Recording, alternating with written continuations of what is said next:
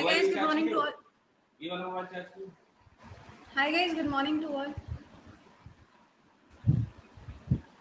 पहले से बेटर। तो आज का जो अपना टॉपिक है that is world war start होने जा रही है, ठीक है। और कोशिश करना कि इसके नोट्स बना लेना, बट इसकी पीडीएफ जो है वो ऑलरेडी हम आपको शेयर कर देंगे। बट द थिंग इज कि आपके पास में कॉपी में नोट्स होना ज़रूरी है क्योंकि रिविजन में काम आएगा, ठीक। करना शुरू करते हैं और सबसे पहले हम जानेंगे कि ये जो विश्व युद्ध है, जो ये वर्ल्ड वॉर है, एक्चुअल में ये कितने पार्ट में आपको देखने को मिला। अभी आप लोगों ने देखा होगा कि जो रशिया और यूक्रेन वाला जो डिस्प्यूट चल रहा था, ये जो विवाद चल रहा था, इस विवाद में अगर आप देखो तो बहुत सारे लोगों ने बोला था कि आने वाले टाइम में यही वर्ल्ड वॉर 3 भी बन जाएगा। वर्ल्ड वॉर 3 बनने का रीज़न क्या था? रीज़न यहाँ पर यही था कि किसी दूसरे कंट्री के अगर हिस्से को आप कैप्चर करना चाहोगे तो डेफिनेट सी बात है कि यहाँ पे वॉर जैसी सिचुएशन बनेगी। जब वॉर जैसी सिचुएशन बनती है और एक कंट्री दूसरी कंट्री के सामने खड़ी होती है तो इसके जो सपोर्टर्स होते हैं वो भी इसके अंदर कूद जाते हैं, राइट। उसी तरीके से अगर आप देखो, हाँ जी प्रियंका, बिल्कुल बेटा, जब आप अनअकैडमी का पेड बैच ज्वाइन करोगे तो आप किसी भी एजुकेटर का कोई भी क्लास देख सकते हो, किसी भी समय पर देख सकते हो, ठीक है। चलिए, अच्छा, अब यहाँ पे इनके जो सपोर्टर्स हैं वो इनके साथ में आके खड़े हो जाते हैं। लेकिन अगर आप देखो तो इसका जीता जागता और लेटेस्ट वाला जो एग्जाम्पल है वो हम आपको याद दिलाते हैं। वो कौन सा वाला है? वो है ताइवान और चाइना वाला।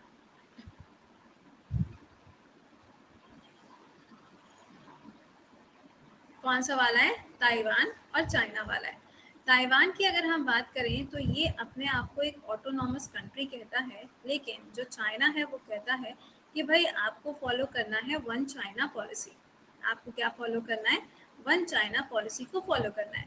यानी कि ताइवान जो भी डिसीजंस लेगा, जो भी चीज़ें ताइवान करेगा, वो सारी चीज़ें कब होंगी? जब यहाँ पे चाइना करने की परमिशन देगा, ठीक है ना।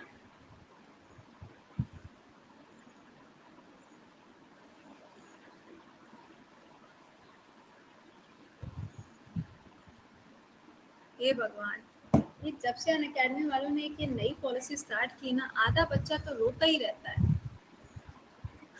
कभी कोई क्लास नहीं खुल रहा होता है, कभी कोई क्लास नहीं खुल रहा होता है। ये सबके साथ में दिक्कत आ रही है ना।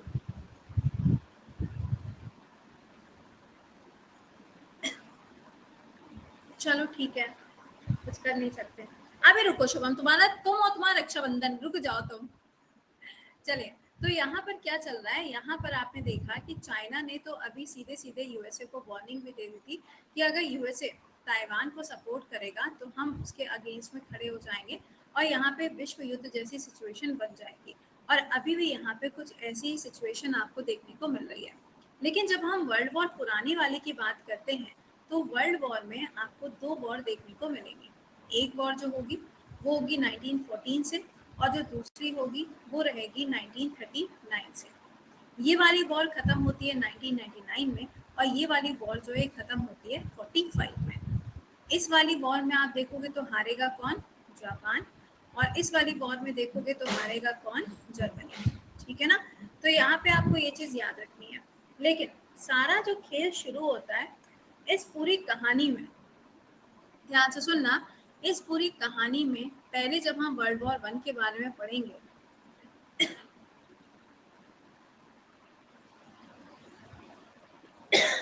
जब हम इसके बारे में पढ़ेंगे तो यहाँ पर क्या होगा? यहाँ पर वर्ल्ड वॉर 1 के अंदर जो अपने आप को सुपर हीरो समझेगा वो कौन होगा? जर्मनी। अपने आप को सुपर हीरो कौन समझेगा? जर्मनी अपने आप को सुपर हीरो समझेगा, ठीक है। एलाइड पावर बेटा ये सब चीजें सेकेंड वाले पार्ट में आएगी। उसके बाद में इसके अंदर जो सबसे बड़ा विलन बन के आता है वो कौन होगा? ब्रिटेन होगा। कौन होगा? ब्रिटेन होगा। और इसी कहानी के बीच में बिल्कुल आखिरी में आपको एक नाम देखने को मिलेगा, एडोल्फ हिटलर का। किसका? एडोल्फ हिटलर का जो नाम है वो आपको बिल्कुल आखिरी में देखने को मिलेगा, है ना। लेकिन कहानी जो है वो शुरू कहाँ से होती है? कहानी शुरू ऐसे होती है कि यहाँ पर चल जाती है एक गोली, और एक गोली चलने की वजह से इस कहानी की शुरुआत होगी, और गोली ना चलने की वजह से सेकेंड वाले विश्व युद्ध की शुरुआत हो जाएगी। क्या मतलब है इसका?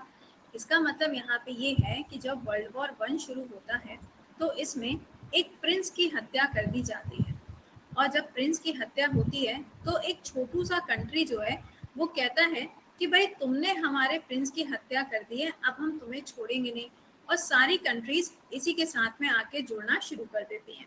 यहीं से स्टार्ट होगी क्या, वर्ल्ड वॉर 1। लेकिन जब ये वर्ल्ड वॉर 1 खत्म होगी उस टाइम पर क्या होगा, एक तरफ जर्मनी होगा और एक तरफ आपको ब्रिटेन मिलेगा। इन दोनों में आखिरी वाली लड़ाई होगी और इसमें जर्मनी का एक सोल्जर होगा, जर्मनी का एक सोल्जर होगा जिसकी जान बचाता कौन है, यहाँ का सोल्जर इनकी जान बचाता है। और यही जो व्यक्ति था, ये जो जर्मनी वाला सोल्जर था, ये कौन बनेगा, एडोल्फ हिटलर। कौन बनेगा, एडोल्फ हिटलर। समझे? तो कहानी आपको कुछ ऐसी देखने को मिलेगी। यहाँ तक बात सबको समझ में आ गई? अगर हाँ तो एक बार से थम अप कर दो।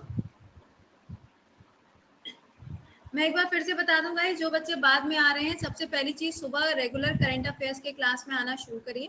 दूसरी बात, 30% का डिस्काउंट आपके लिए आ चुका है। चैट बॉक्स में मैंने बैच का लिंक शेयर कर दिया है, कोड विल बी प्रति10, ज्वाइन कर लीजिएगा। ठीक है, चलिए अब कहानी तो शुरू हो गई है, लेकिन कहानी शुरू होते ही यहाँ पे सबसे पहले हेडिंग बनाइएगा वर्ल्ड वॉर 1। ठीक, इसके सारे पॉइंट्स हम लिखते जाएंगे और आप लोग भी उसको लिखते हुए चलिएगा। नोटिफिकेशन अब आ रहा है, अरे दादा, और यहाँ पे बारिश अब आ रही है। चलो पहला पॉइंट यहाँ पर क्या है, जब हम वर्ल्ड वॉर की बात करते हैं तो इसे बोला जाता है ग्रेट वॉर। इसे क्या बोला जाता है, ग्रेट वॉर बोला जाता है। ग्रेट वॉर क्यों बोला जाता है, क्योंकि अब तक के इतिहास में इससे पहले कोई भी ऐसा युद्ध नहीं हुआ था जिसके अंदर बहुत सारे लोगों की डेथ हुई हो, इसलिए इसे क्या कहते हैं, इसे हम ग्रेट वॉर का नाम भी देते हैं। इसकी शुरुआत होती है 1914 से, और ये शुरुआत कहाँ से होती है, एक प्रिंस का असैसिनेशन होता है, यानी कि एक प्रिंस की हत्या की जाती है। और ये प्रिंस कौन होता है, ये प्रिंस होता है फ्रांस फर्डिनैंड। कौन है, फ्रांस फर्डिनैंड। और ये कहाँ का प्रिंस होता है, तो ये ऑस्ट्रिया का प्रिंस होता है। कहाँ का, ऑस्ट्रिया का ये प्रिंस होता है। इसी की हत्या की जाती है, और इसकी हत्या करने के बाद में दूसरा वाला जो विश्व युद्ध है वो कब तक चलता है, 1919 तक आपको देखने को मिलेगा। ओके, इस पर्टिकुलर वॉर के अंदर, इस पर्टिकुलर वॉर के अंदर आप देखोगे तो जो कॉन्फ्लिक्ट है, एक्चुअल में जो लड़ाई है, जो कॉन्फ्लिक्ट है, ये कॉन्फ्लिक्ट किसके किसके बीच में होगा। इस कॉन्फ्लिक्ट के अंदर आप देखोगे तो जर्मनी के साथ में कौन होगा, देखना जरा। अभी मैंने आपको बताया कि इस वॉर में आखिरी में क्या होगा, जर्मनी वर्सेस ब्रिटेन हो जाएगा। लेकिन जरा यहाँ पे जरा देखिएगा कि दो अलग अलग यहाँ पे ग्रुप बन के तैयार हुए हैं। एक तरफ जर्मनी, एक तरफ ऑस्ट्रिया, ऑस्ट्रिया के साथ में हंगरी, हंगरी के साथ में कौन हो जाएगा यहाँ पे, बुल्गारिया, बुल्गारिया के साथ कौन होगा, ओटोमन एम्पायर। कौन है, ओटोमन एम्पायर। ये एक तरफ के लोग थे, ठीक है। इनकी लड़ाई होगी दूसरे वाले लोगों से। किससे होगी इनकी लड़ाई, दूसरे वाले लोगों से होगी। इनकी लड़ाई किससे होगी, ग्रेट ब्रिटेन से होगी। इनके साथ में फ्रांस होगा, इनके साथ में रशिया भी आपको देखने को मिलेगा, इटली मिलेगा इनके साथ में, और रोमानिया भी मिलेगा। इसके अंदर बाद में जो कंट्री आके जुड़ती है वो है जापान। मोहिनी, हाँ बेटा आपके मैसेजेस आ रहे हैं बेटा। अब बच्चा पार्टी प्लीज कॉन्सेंट्रेट, यहाँ पे कॉन्सेंट्रेट। अब ये जो ऊपर वाली कंट्रीज हैं, इन कंट्रीज को मिला के कहा जाता है सेंट्रल पावर। आपके पेपर में सवाल पूछा जाता है इसमें से कौन कौन सी कंट्रीज हैं जो कि सेंट्रल पावर का पार्ट थी, तो वो हो जाएंगी ये। और अगर आपसे पूछा जाता है कि इसमें एलाइड पावर्स कौन सी होंगी, तो एलाइड पावर्स ये आपको मिलेंगी। एलाइड पावर्स का इस्तेमाल मैंने अभी इसलिए नहीं किया था क्योंकि एलाइड पावर्स एक्चुअल में आपको देखने को मिलेगी वर्ल्ड वॉर 2 के टाइम पर, जब जापान वर्सेस यूएसए होगा। ठीक है ना, पहले वाले वर्ल्ड वॉर के अंदर यूएसए का कोई रोल आपको देखने को नहीं मिलेगा। ये कब आएगा, ये सेकेंड वाले में एंट्री मारेगा। पहले वाले में इसको कोई भी मतलब नहीं था, लेकिन सेकंड वाले में इसकी एंट्री आपको देखने को मिलेगी। अब आप कहेंगे तो मैम पहले वाले में कहीं ना कहीं तो आया होगा। हाँ, पहले वाले में ये जो एलाइड पावर्स हैं, इनको फंडिंग करने का काम यूएसए ने किया था। पैसा भी तो कहीं से आना चाहिए ना। तो यूएसए ने कहा बेटा तुम लड़ो, पैसे की चिंता तुम मेरे ऊपर छोड़ दो, तुम लड़ो, तुम जितना लड़ना चाहते हो तुम लड़ो, ठीक है, पैसा हम तुमको देंगे। बताओ, उस टाइम पे भी लड़ने के लिए पैसा देते थे और आज के टाइम पे भी लड़ने के लिए पैसा देते रहते हैं। तो इनका काम क्या है, इनका फेवरेट काम यही है कि तुम लड़ो, दूसरों को लड़ाओ और पैसा देते रहेंगे। समझ गए? तो यहाँ पर ये जो था ये फंडिंग करने का काम करता था, तो ये इनडायरेक्टली यहाँ पर था, लेकिन डायरेक्टली आपको ये इसके अंदर नहीं मिलेगा। चलो ठीक है, अब यहाँ से कहानी शुरू होती है। तो पहले हम जानेंगे कि जो व्यक्ति है यानी कि जो प्रिंस है, ये प्रिंस एक्चुअल में है कौन। जब हम प्रिंस की बात करेंगे, फर्डिनैंड। कौन है? फर्डिनैंड प्रिंस है, राइट। टेंशन की शुरुआत होती कहाँ से है?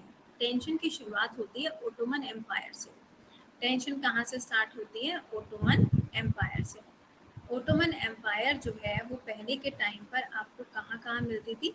तो ओटोमन एम्पायर की अगर आप लोकेशन की बात करेंगे तो यूरोप के अंदर मैक्सिमम एरिया जो था, यूरोप के अंदर जो मैक्सिमम एरिया था, उस पूरे के पूरे एरिया को यहाँ पे ओटोमन एम्पायर जो था वो रूल किया करता था। साथ में जो बाल्कन कंट्रीज हैं, साथ में जो बाल्कन कंट्रीज हैं जैसे कि बोस्निया, सर्बिया, ये सारी कंट्रीज जो थी ये आपकी बाल्कन कंट्रीज में आती थी। तो इस जगह पर भी ओटोमन एम्पायर जो था वो रूल किया करता था। ठीक है, अब कहानी में ट्विस्ट कहाँ से आता है? सब चीजें बहुत अच्छे से चल रही थी, कोई समस्या नहीं थी, जीवन इनका चल ही रहा था, लेकिन इतिहास में घटना एक हो जाती है। घटना यहाँ पर क्या होती है, कोई बताएगा?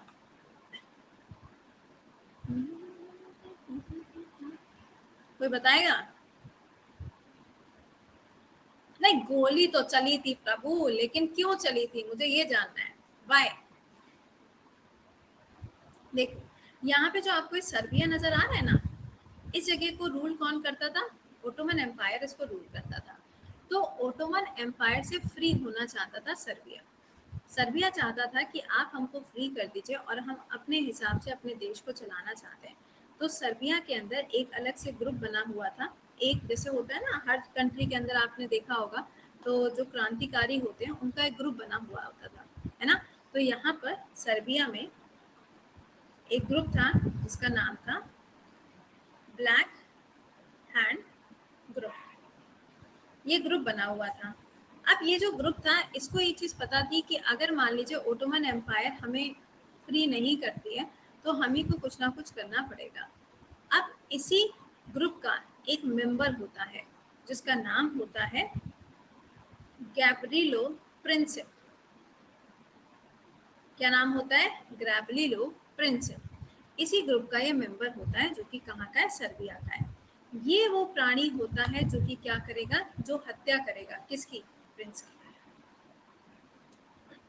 ये वो व्यक्ति होगा जो क्या करेगा? प्रिंस की हत्या करेगा। अब देखिए होता क्या है, ये जो प्रिंस था, जो प्रिंस था ये कहाँ पर रहता था? उस टाइम पे ऑस्ट्रिया और हंगरी जो थे ना, दोनों साथ में थे, अलग अलग देश नहीं हुआ करते थे, दोनों के दोनों साथ में हुआ करते थे। तो ऑस्ट्रिया हंगरी का जो राजा था, जो प्रिंस था, इसने कहा कि मैं जाऊंगा कहाँ पे? यात्रा पे। मैं कहाँ जाऊंगा? यात्रा पे जाऊंगा। तो यात्रा पे ये कहाँ पे जाता है? अरे टूर पे कहाँ पे जाएगा? बॉस्निया जाता है, बिल्कुल सही। ये कहता है कि हमें जाना है कहाँ पे? बॉस्निया में। और बॉस्निया नाम की जो कंट्री है, ये जो जगह होती है, इस जगह पर एक फंक्शन का आयोजन होता है। तो इस फंक्शन के अंदर प्रिंस को भी जाना था और उसकी जो वाइफ थी उसको भी जाना था। अब इसकी वाइफ और जो प्रिंस था, इन दोनों लोगों को यहाँ पर जाना बहुत ज्यादा मैंडेटरी था, है ना। इसकी वाइफ का नाम क्या था? जोजेफ। बहुत ही खूबसूरत सी, बहुत ही प्यारी सी सोफिया आंटी। कौन थी? सोफी। ठीक है, इनको शॉर्ट में सोफी के नाम से आप देखेंगे, इतिहास में इनका जो नाम है वो सोफी के नाम से आपको मिलेगा। अब ये जो सोफी आंटी थी, ये कौन थी? ये प्रिंस की वाइफ थी। लेकिन जब जाने की बात होती है तो पहले ही ये एक बार आगाह करती हैं, ये पहले ही कहती हैं कि हमारा इस तरीके से वहाँ पे जाना ठीक नहीं है, क्योंकि वहाँ के जो लोग हैं वो वैसे भी गुस्से में हैं और वो लोग चाहते हैं कि हम लोग उनके ऊपर अपना जो शासन है वो समाप्त कर दें। ठीक है ना। तो वो लोग क्या चाहते थे, वो लोग चाहते थे कि ऑस्ट्रिया और सर्बिया के बीच में जो डिस्प्यूट चल रहा है, जो विवाद चल रहा है, इस विवाद को समाप्त करने के लिए सभी लोगों ने क्या कहा था, सभी लोगों ने कहा था कि आप उनको फ्री कर दीजिए। फ्री कौन होना चाहता था? सर्बिया फ्री होना चाहता था। किससे? ऑस्ट्रिया से फ्री होना चाहता था। ऑस्ट्रिया जो है वो कौन सी एम्पायर के साथ में थी? ओटोमन एम्पायर के साथ में थी। लेकिन अब प्रॉब्लम क्या आती है, वही वाली बात है, समझाने से समझ जाए वो इंसान कहाँ। तो इनको बहुत समझाया गया, इनसे बहुत कहा गया कि नहीं नहीं नहीं, मत चलो मत चलो मत चलो, लेकिन वही बात है, होनी को कौन टाल सकता था, है ना। तो यहाँ पर जैसे ही ये आते हैं, कहाँ? बॉक्सिया नाम की जगह पर। ये वहाँ पर ट्रेन से आएंगे, ट्रेन से उतरेंगे, और ट्रेन से उतरने के बाद में इनको एक गाड़ी मिलती है जिस गाड़ी से इनको जाना होता है ना। जिस गाड़ी से इनको जाना होता है, तो आप लोगों ने पुरानी वाली मूवीज में वो वाली गाड़ी देखी होगी ना, जैसे ओपन वाली गाड़ी होती है, ओपन वाली गाड़ी जो होती है मूवीज में देखा होगा, लंबी सी वाली, वो ओपन वाली गाड़ी है ना। उसी गाड़ी में क्या होता है, एक तरफ प्रिंस होते हैं और एक तरफ कौन होता है? क्वीन होती है। इनकी सवारी चली। अब सवारी चली तो महाराजा का बेटा आ रहा है, यानी कि प्रिंस आ रहा है ना। अब प्रिंस जब जा रहा है तो ऑब्वियस सी बात है कि जब ये जाएगा तो वहाँ पे सिक्योरिटी तो बहुत अच्छी होगी।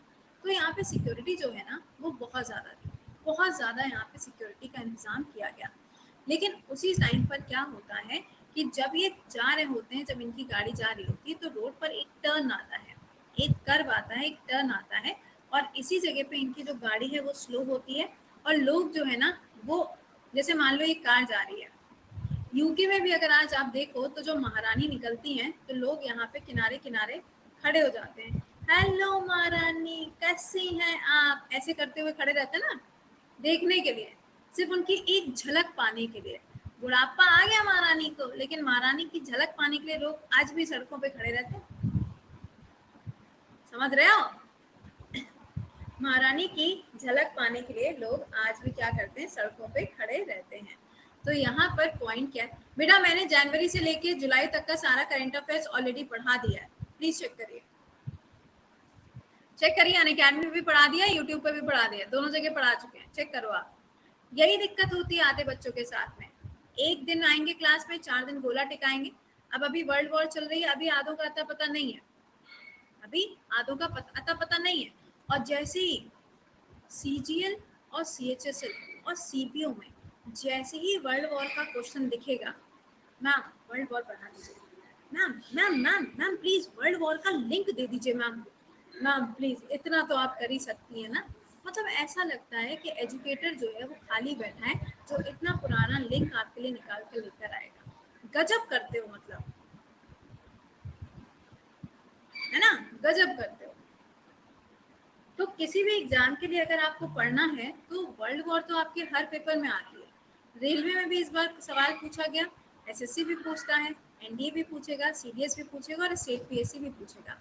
तो इत्मीनान से मेरे क्लास में पढ़ा करो, बजाय इसके कि मैम ये वाला क्लास, मैम वो वाला क्लास, ये वाला टॉपिक वो वाला टॉपिक, है ना। कोई फायदा नहीं है ऐसे चिल्लम चिल्ली करने से।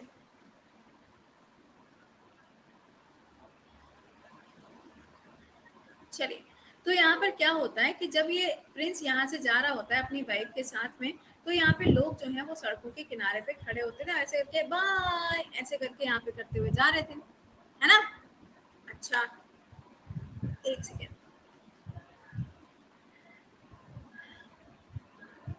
सुमन कह रही है कि मैम मैं पुलिस में पहुंचूंगा। तो बेटा पहली बात तो ये, तुम्हारा नाम सुमन है और तुम पहुंचूंगा, और अगर तुम्हारा इतना मन करता है तो बेटा अभी चले जाओ ना, क्या देरी देरी काय की है।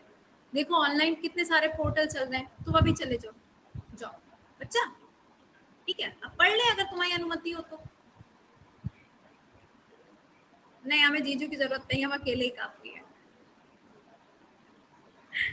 चलो, वो देखो उसको वर्ल्ड वॉर 3 पढ़नी है, इन्होंने तो आधी कर दी है, 1 शुरू हो रही है, उनको 3 पढ़नी है।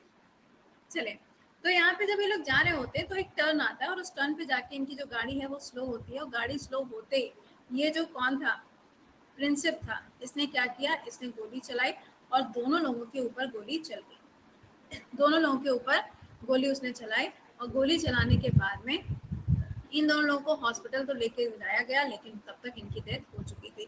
तो इनकी डेथ जब होती है तो ये तारीख जो है ना, ये तारीख आपके पेपर के अंदर आ जाती है कि वो कौन सा दिन था जब से इन दोनों के बीच में जो टेंशन है वो और ज्यादा शुरू हो जाती है। ठीक है ना। तो ये वो तारीख थी जिस दिन यहाँ पे इनके ऊपर अटैक किया जाता है। और ये जो प्रिंसिप है, प्रिंसिप कहाँ से था, सर्बिया से था।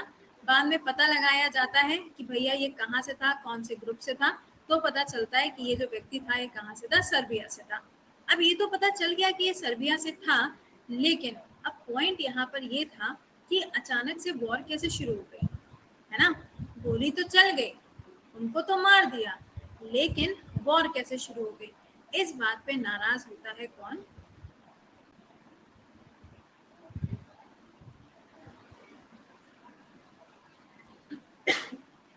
ऑस्ट्रिया और हंगरी। इस बात पे नाराज कौन होगा, ऑस्ट्रिया और हंगरी जो है वो इस बात पे नाराज होगा।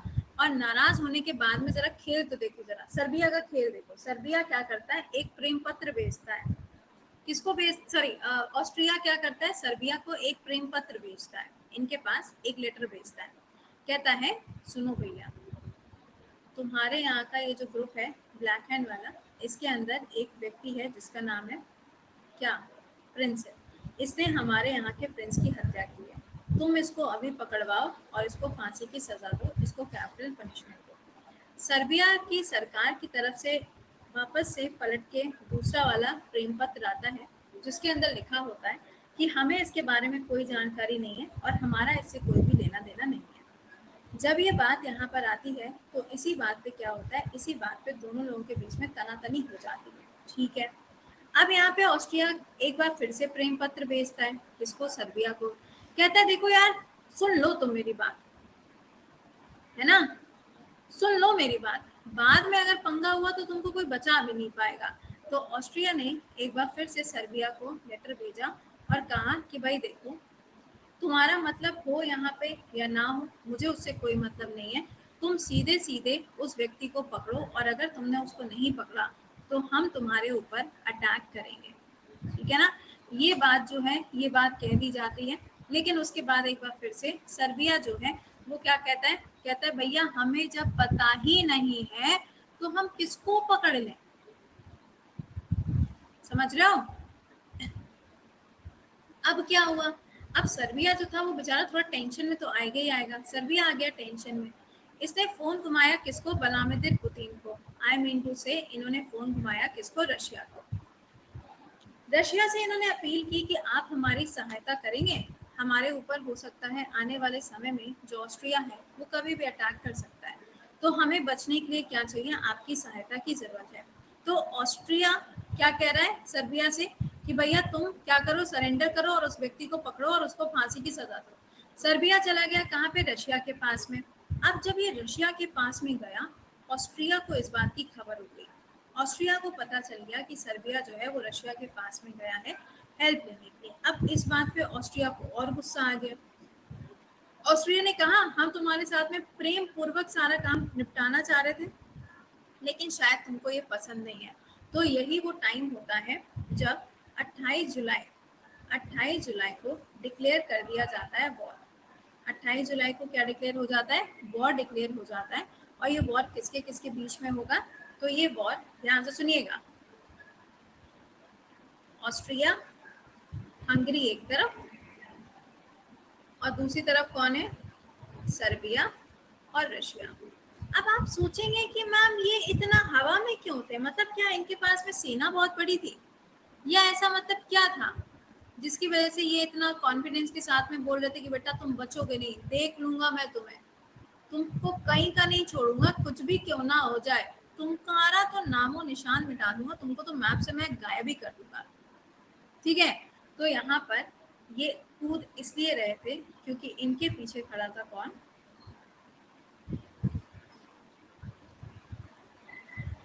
जर्मनी। जर्मनी ने यहाँ पर इनको हवाओं में उड़ा दिया था और बोला था कि भैया देखो, तुमको अगर लड़ाई लड़नी है तो तुम चलो आगे, हम तुम्हारे साथ हैं। अब आप भी जानते हैं कि अगर कोई लड़ाई में कूदा है तो उसका कोई ना कोई तो प्रॉफिट होगा ही होगा ना, कोई ना कोई तो प्रॉफिट होगा। बिना प्रॉफिट के तो आज के टाइम पे कोई पानी भी नहीं पूछता। यहाँ तो बात युद्ध की थी। तो यहाँ पर क्या था, जो जर्मनी था वो जर्मनी भी कुछ हिस्सा जो था वो रशिया के साथ में डिस्प्यूट में चल रहा था। जर्मनी का जो विवाद था वो रशिया के साथ में चल रहा था लैंड को लेकर। ठीक है, तो जर्मनी ने सोचा कि जब यहाँ पे रशिया आ गया है तो मैं इससे यहीं पर लगे हाथ लड़ लूंगा, तो एक ही तीर से दो शिकार हो जाएंगे। क्या हो जाएगा? एक ही तीर से दो शिकार हो जाएंगे। ये बात यहाँ पे सोची जाती है। और यहाँ पर रशिया ने खेला एक खेल, और रशिया ने बहुत सारे देशों को अपने साथ में जोड़ना शुरू कर दिया।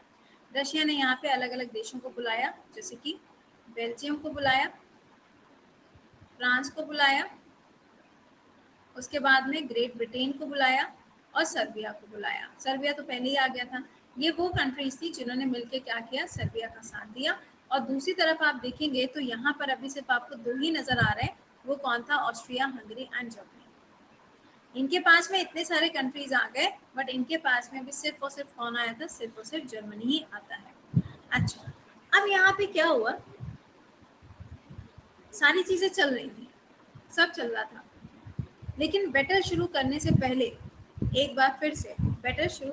हाँ अरे यार, ये तो सेल्फ अंडरस्टूड है। रशिया का मतलब यूएसएसआर, मतलब मेरे बच्चे होके तुम लोगों को ये बताना पड़ेगा।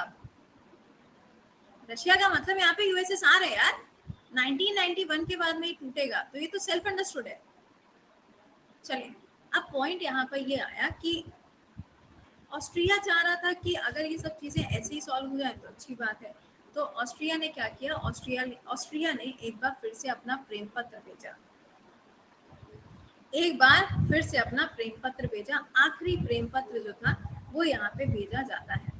और जो आखिरी प्रेम पत्र होता है उसको भी फाड़ के फेंक दिया जाता है। बोला जाता है आजा भाई, तू आजा, तू आजा, बैटल फील्ड के अंदर आजा। और यहीं से क्या होगा, यहीं से आपका जो वॉर है उसकी शुरुआत होगी। इस वॉर में आप देखेंगे तो इसके अंदर आपको और भी बहुत सारे कॉजेस देखने को मिलेंगे। बहुत सारी किताबें हैं जो यहाँ पे इसके साथ में जुड़ी हुई हैं। तो यहाँ से आपकी क्या स्टार्ट होगी? वॉर स्टार्ट होगी। यहाँ तक सबको समझ में आ गया?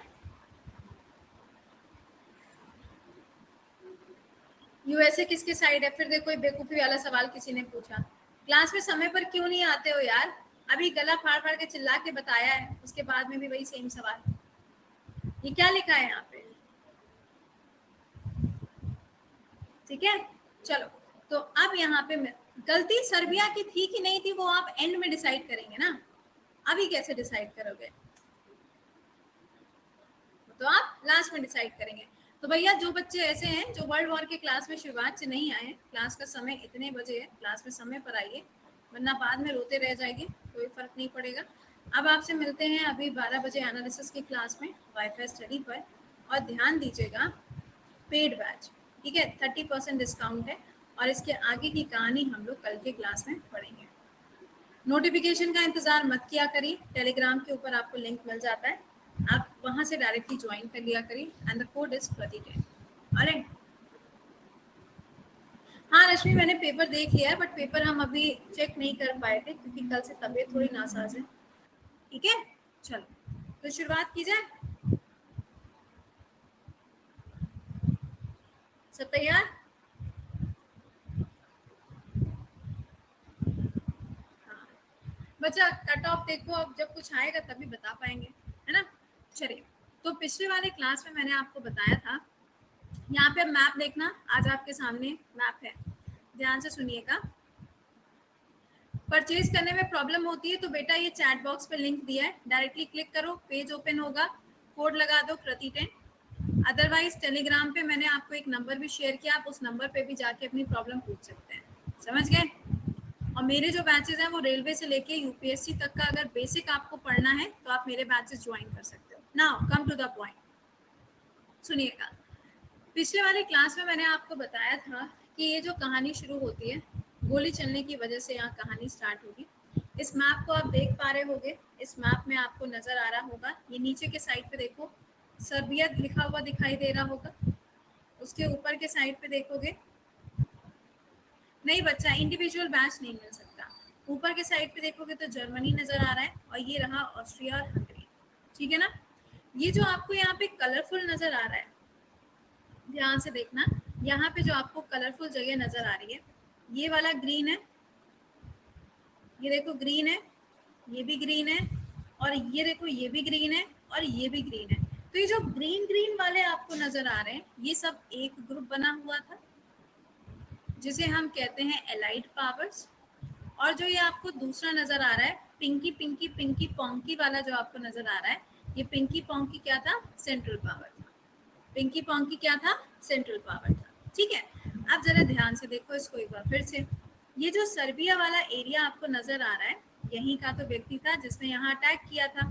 तो अब क्या होगा, ऑस्ट्रिया और हंगरी, कल के क्लास में बताया था आपको, ऑस्ट्रिया और हंगरी ये पहले एक साथ में ही थे, इनको किसने ज्वाइन कर लिया था, जर्मनी ने ज्वाइन कर लिया था। दूसरी तरफ कौन था, सर्बिया था। सर्बिया ने मदद किससे मांगी थी, एक सेकेंड, सर्बिया ने मदद किससे मांगी थी, रशिया से मांगी थी, जिसे उस समय पर हम यूएसएसआर के नाम से जानते थे। तो कहानी कुछ यहाँ पे इस तरीके से हो गई थी कि एक तरफ ये है और एक तरफ ये है, राइट। अब इसके आगे की कहानी को हम देखना शुरू करते हैं। इस तरीके से आप देख सकते हैं, बहुत सारे सोल्जर्स जो हैं वो यहाँ पे उनकी डेथ होगी, बहुत सारी इंजरीज होंगी, ये सब चीजें आपको यहाँ पर मिलेगी। इस तरीके से यहाँ पे अटैक होते हैं, ऑलराइट। अच्छा, अब यहाँ पे जरा इस चीज को समझना कि कहानी आगे बढ़ती कैसे है ना। देखो कहानी के अंदर क्या, अब आपस में बातें बंद, बातें बंद, बातें बंद, अब आपस में ना फोकस। अब कहानी में देखो होता क्या है, आपने भी देखा ऑस्ट्रिया हंगरी और जर्मनी एक तरफ था, दूसरी तरफ सर्बिया और रशिया एक तरफ था, राइट। लेकिन यहाँ पर क्या होता है कि जो ऑस्ट्रिया और हंगरी होता है, ये वॉर डिक्लेयर कर देता है, ये वॉर डिक्लेयर कर देता है। और ये वॉर डिक्लेयर कब की जाती है, इस समय पर वॉर डिक्लेयर होती है 28 जुलाई 1914 में वॉर को डिक्लेयर किया जाता है। जब ये वॉर यहाँ पे डिक्लेयर होती है तो यहाँ पे और भी काफ़ी सारी कंट्रीज हैं जो ज्वाइन करना स्टार्ट कर देती हैं। ज्वाइन करने की अगर हम बात करें तो एक तरफ रशिया है, रशिया के साथ में सर्बिया है, और सर्बिया के साथ में अभी आप आगे देखोगे फ्रांस भी आ जाएगा, फ्रांस के बाद में देखोगे तो ब्रिटेन भी आ जाएगा, ब्रिटेन के साथ देखोगे तो यहाँ पर आपको बेल्जियम भी देखने को मिलेगा।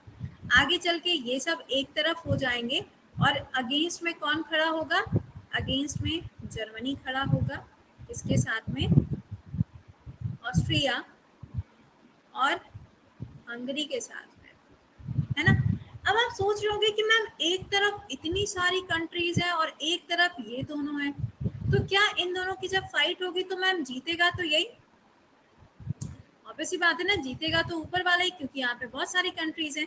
लेकिन यहाँ पे होता क्या है कि जो जर्मनी है ना, इसकी जो आर्मी थी, इसके पास में जो पावर थी वो बहुत ज्यादा हुआ करती थी। जर्मनी का ऑलरेडी पंगा चल रहा था रशिया के साथ में, जर्मनी का जो पंगा था वो ऑलरेडी रशिया के साथ में चल रहा था। किस चीज को लेके, लैंड को लेके इनका पंगा चल रहा था ऑलरेडी।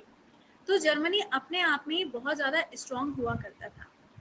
जर्मनी ऑस्ट्रिया से कहता है कि भाई तू आगे चल, मैं तुम्हारे पीछे पीछे आऊंगा और मैं तुमको सपोर्ट करूंगा और मैं तुमको यहाँ पे जीत दिलाकर रहूंगा। ऐसा यहाँ पे इन्होंने बोल दिया। ये तो वही वाली बात है कि मैं तुमसे कहूँ कि तुम पेड बैच ज्वाइन कर लो और मैं तुम्हें सिलेक्शन दिला के रहूंगी, लेकिन जब तुम पढ़ोगे ही नहीं, जब तुम पढ़ोगे ही नहीं, मैं कितना भी पढ़ा दूं, जब तुम पढ़ ही नहीं रहे हो तो कहाँ से सिलेक्शन होगा। तो ऑस्ट्रिया का भी कुछ ऐसे ही था। ऑस्ट्रिया का क्या था, ऑस्ट्रिया को लगा कि जर्मनी जब हमारे साथ में खड़ा है तो ऑस्ट्रिया क्या हो गया, ऑस्ट्रेलिया बिल्कुल बिल्कुल रिलैक्स हो गया, हाँ मजे में। ऑस्ट्रेलिया बहुत खुश, क्या ना, अरे बस अब क्या, अब तो जर्मनी अपने साथ में है, सबसे पावरफुल मिलिट्री इनके पास है, अब तो कुछ हो नहीं सकता। अब जर्मनी ने सोचा कि हमें पहले बनाना पड़ेगा एक प्लान, क्योंकि बिना प्लान बनाए तो कोई कहानी आगे नहीं बढ़ती, है ना। तो इन्होंने कहा हम बनाएंगे एक प्लान, और यहाँ पर एक प्लान बनाया जाता है इस प्लान का नाम क्या होता है? ये हो जाएगा शिल्फेन प्लान। अब ये शिल्फेन प्लान होता क्या है? शिल्फेन प्लान जो है ये जर्मनी की आर्मी के द्वारा बनाया जाता है, जिसमें ये डिसाइड करते हैं कि किस तरीके से और किस तरफ हमको अटैक करना है, ठीक है ना, किस तरीके से क्या स्ट्रैटेजी होगी और किस तरफ किस डायरेक्शन में हमें अटैक करना है, ये सारी बातें इसके अंदर लिखी जाती है। इसको बनाया जाता है किसके द्वारा? इनकी सेना में एक चीफ मार्शल होता है, उसका नाम होता है एल्फ्रेड। उसके नाम में ये लिखा है, ये उसका सरनेम होता है, ठीक है। इसका नाम होता है एल्फ्रेड वॉन श्लिफन, ठीक है। इसके द्वारा ये प्लान बनाया जाता है। अच्छा, इस प्लान में ये कहता क्या है? ये बहुत चतुर था, ये अपने आप को इतना चतुर समझ रहा था, इतना चतुर समझ रहा था, कह रहा था कि मैं पूरी दुनिया हिला दूंगा। ये पोपट लाल बन रहे थे। इसने कहा कि भैया मैं दो तरफ से अटैक करूंगा। दो तरफ से अटैक करेंगे? अरे कैसन! देखो ये मैप आपको नजर आ रहा है, प्रॉपर मैप दिखाई दे रहा है।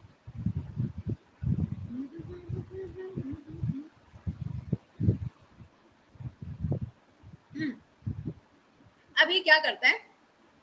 ये आपको जर्मनी दिख रहा है, ये रशिया दिख रहा है। एक सेकंड को हाइलाइटर ले लें, हाइलाइटर से बेटर दिखेगा। ये रशिया है, ये जर्मनी है। ये यहाँ पे आप देखोगे तो ये जगह बेल्जियम है, ये रहा फ्रांस, ठीक। और ये नीचे क्या है? स्विट्जरलैंड। ये आपको कंट्रीज यहाँ पे नजर आ रही हैं, लेकिन अब जरा बात को समझिएगा कि ये जो स्विट्जरलैंड है, ये जो स्विट्जरलैंड है, ये उस समय पे भी न्यूट्रल था, आज भी ये न्यूट्रल है।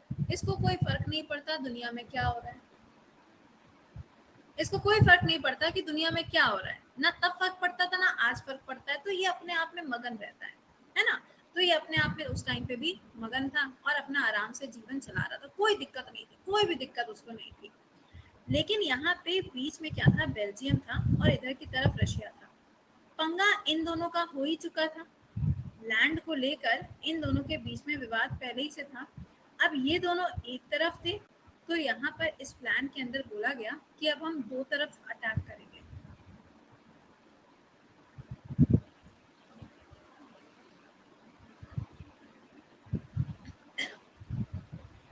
मैम ये फ्रांस के ऊपर अटैक क्यों कर दिया? अभी तो फ्रांस कहीं पिक्चर में आया ही नहीं, हमने फ्रांस को तो पिक्चर में अभी तक कहीं देखा ही नहीं, तो ये फ्रांस कहाँ से बीच में आ गया? भैया कहानी में बहुत ट्विस्ट है। रशिया जो है, रशिया अपने आप को थोड़ा चतुर समझ रहा था। रशिया ने सोचा कि जर्मनी की फ्रांस के साथ में बड़ी बनती है, जर्मनी की फ्रांस के साथ में बड़ी बनती है। तो एक काम करते हैं, फ्रांस को हम फोन लगाते हैं और फ्रांस से कहते हैं कि तुम जर्मनी को समझाओ। लेकिन जर्मनी की एक बहुत पुरानी लड़ाई थी, जर्मनी की एक बहुत पुरानी लड़ाई थी, किसके साथ में? फ्रांस के साथ में। और ये लड़ाई किसके लिए थी? एक जगह के लिए। और ये वो जगह है जिसके लिए फ्रांस और जर्मनी के बीच में सालों सालों से लड़ाई चली आ रही थी। लेकिन ये दोनों आपस में रोज नहीं झगड़ा करते थे, कभी कभी झगड़ा किया करते थे। तो रशिया ने सोचा कि जो फ्रांस है उसकी जर्मनी के साथ में बहुत ज्यादा बनती है, तो चलो हम फोन लगाते हैं और फोन लगा के फ्रांस से कहते हैं कि तुम एक काम कर दो, कि तुम एक काम कर दो कि तुम जर्मनी को समझा दो। क्या कर दो? तुम जर्मनी को समझा दो कि अटैक ना करे, और अगर अटैक किया तो हमसे बुरा कोई होगा नहीं। ऐसे बोल दिया इन्होंने, ठीक है। अब जब रशिया ने फोन करके फ्रांस को समझाया कि तुम जर्मनी को फोन करो, तो फ्रांस ने जर्मनी को फोन लगाया, कहा कि जर्मनी भैया कैसी बातें कर रहे हो, तुम कहाँ रशिया से अटैक करने जा रहे हो? जब तुम्हारा मामला ही नहीं है तो तुम काहे इस पिक्चर के अंदर कूद रहे हो? जर्मनी ने कहा अच्छा, तुम अपने आप को बहुत ही शाना समझ रहे हो, रुको मैं तुमको भी बताता हूँ। तो जर्मनी ने यहाँ पे अपनी दो तरफा लड़ाई जो है वो डिक्लेयर कर दी। एक तरफ वो अटैक करने जा रहा था रशिया को, और दूसरी तरफ वो अटैक करने जाता है किसको? फ्रांस को। फोन की बात कर रहे हो, फोन पे फोन आया पड़ा हुआ है। चलो, हाँ जी। तो यहाँ पर क्या हुआ? दोनों तरफ लड़ाई जो है, दोनों तरफ लड़ाई स्टार्ट हो गई थी। अब जब लड़ाई स्टार्ट होने जा रही थी तो जर्मनी को जब फ्रांस के ऊपर अटैक करना है तो पहले बेल्जियम को क्रॉस करना पड़ेगा ना। ये वाली जगह क्रॉस करोगे तभी तो आगे जाओगे, है ना। ये वाली जगह क्रॉस करोगे तभी आगे जाओगे। अब बेचारा छोटू सा बेल्जियम, बेचारा मासूम था, बहुत मासूम था ये। अब बेचारे ने किया धरा कुछ नहीं, और क्या किया, शीशा तोड़ा 12 आने रुपए का, है ना। किया धरा कुछ नहीं, बेचारे से कोई लेना देना था नहीं, बेचारा वो बीच में क्या है, पिस गया। क्यों? क्योंकि चावल या गेहूं जब भी आप इसको पीसते हो तो छोटे छोटे से जो कीड़े होते हैं ना, वो अक्सर इसके साथ में पिस जाते हैं। तो कहते हैं ना कि गेहूं जो होता है, गेहूं के साथ में जो घुन होता है वो हमेशा पिस जाता है। बिल्कुल वही कहानी इनकी हुई। लेकिन बेल्जियम जानता था कि भैया अगर हमने किसी से गुहार लगाई तो हमें लोग बचाने तो आएंगे ही आएंगे, तो एक बार से गुहार लगा के देख लेते हैं। तो इन्होंने गुहार लगाई भी, तो किससे लगाई, रशिया से। इन्होंने गुहार किससे लगाई, रशिया से। समझ रहे हो? मतलब जर्मनी जा रहा है यहाँ अटैक करने और यहाँ अटैक करने। अभी तक फ्रांस का कोई रोल नहीं था, लेकिन रशिया ने जबरदस्ती फ्रांस को खींच लिया। अब फ्रांस जब खींचा तो बेल्जियम बीच में पड़ गया। अब जर्मनी जब जा रहा था क्रॉस करते हुए फ्रांस के अंदर, तो बेल्जियम से ही क्रॉस करते हुए जाना था। तो बेल्जियम ने फोन लगाया, त्राहिमाम त्राहिमाम त्राहिमाम, भगवान मुझे बचा ले, है ना। बेल्जियम ने बोला त्राहिमाम, भगवान मुझे बचा ले। तो रशिया ने यहाँ पर क्या कहा कि तुम टेंशन ना लो, तथास्तु। रशिया ने बोला तुम टेंशन ना लो, तथास्तु। अब तथास्तु तो भैया बोल दिए, लेकिन जर्मनी का ये जो प्लान बना हुआ था, ये प्लान इतना हल्के में लेने की इन्होंने गलती कर दी। अब यहाँ पे तारीख आती है कौन सी, 4 अगस्त 1914 का समय आता है, जब जर्मनी की जो सेना थी वो आगे बढ़ना शुरू करती है और बेल्जियम के बॉर्डर पे पहुंच जाती है। कहाँ पहुंच जाती है, बेल्जियम के बॉर्डर पे पहुंच जाती है। और यहीं से आगाज होता है पहले वाले विश्व युद्ध का, यहीं से आगाज होगा फर्स्ट वर्ल्ड वॉर का। अब ये जो पहली वाली वर्ल्ड वॉर शुरू होती है, यहाँ पर जैसे ही ये लोग बेल्जियम के बॉर्डर पर पहुंचते हैं, यहाँ पर जितने भी बड़े बड़े शहर होते हैं बेल्जियम के अंदर, 15 अगस्त 1914 तक जितने भी बड़े शहर थे सबको कैप्चर कर लिया जाता है। समझ रहे हो? सबको कैप्चर कर लिया जाता है। कैप्चर करने के बाद में एक तरफ तो ये अटैक किया था, और दूसरी तरफ 1 अगस्त 1914 में जर्मनी ने रशिया के ऊपर दूसरी तरफ अटैक कर दिया। रशिया से मेरा मतलब है यूएसएसआर के ऊपर अटैक कर दिया। अब दोनों तरफ क्या हो रहा था, दोनों तरफ लड़ाई शुरू हो रही थी, और रशिया जो था ना, रशिया के पास में वेपन्स बहुत सारे होते थे। समझ रहे हो? रशिया के पास में वेपन्स का भंडार हुआ करता था, बहुत इनके पास में पैसा था, बहुत इनके पास में वेपन्स हुआ करते थे। समझ रहे हो? अब यहाँ पे क्या हुआ, कहानी शुरू होती है। लेकिन अब अगर आप किसी कंट्री से क्रॉस करना चाहते हो और वो कंट्री अगर आपको क्रॉस करने का मौका नहीं दे रही है, तो क्या होगा, लोगों की हत्या होगी, लोगों की हत्या होगी। क्यों? तो यहाँ पर लोगों को मारना शुरू कर दिया जाता है, और बेल्जियम से बहुत सारे लोग माइग्रेट करके फ्रांस जाना शुरू कर देते हैं अपनी जान को बचाने के लिए। बहुत सारे लोगों को शूटिंग में मार दिया जाता है, मतलब बहुत सारे लोगों को शूट कर दिया जाता है। और यहीं पर सबसे पहली लड़ाई होती है वर्ल्ड वॉर के अंदर, जिसे कहा जाता है फर्स्ट बैटल ऑफ मार्नी, जिसे क्या बोलते हैं, फर्स्ट बैटल ऑफ मार्नी के नाम से जाना जाता है। ये सबसे पहली बैटल होती है वर्ल्ड वॉर के अंदर, और इसको लड़ा जाता है 6 से 9 सितंबर 1914 के बीच में, जिसके अंदर फ्रांस है और एक तरफ ब्रिटेन है। अभी बताते हैं ये कहाँ से बीच में कूद गए। और इनकी लड़ाई किसके साथ में होगी, जर्मनी के साथ में इनकी लड़ाई लड़ी जाएगी। ठीक है, जब ये लड़ाई लड़ी जाएगी तो इसमें क्या होगा, जर्मनी जो है उसकी सेना बहुत स्ट्रांग है, तो वो पेरिस तक कब्जा कर लेगी। कहाँ तक कब्जा कर लेगी, पेरिस तक का जो एरिया था उस पूरे के पूरे एरिया को कैप्चर कर लिया जाएगा। यहाँ तक पहुँचने के बाद में जर्मनी जो है इसको पीछे भेजा जाएगा, और पीछे जब इसको भेजा जाएगा तो ये जाके अपनी सेना को खड़ा कर देगा कहाँ पर, एक नदी के पास में, और उस नदी का नाम क्या होगा, एस्नी रिवर। क्या नाम है, एस्नी रिवर। अब जरा समझते हैं कि ये बीच में यूके कहाँ से कूद गया, है ना। हाँ जी, यूके कहाँ से आ गया, बताओ तो जरा, यूके का क्या रोल आ गया भाई। यूके तो अभी पिक्चर में था ही नहीं, ये अचानक से यूके कहाँ आ गया।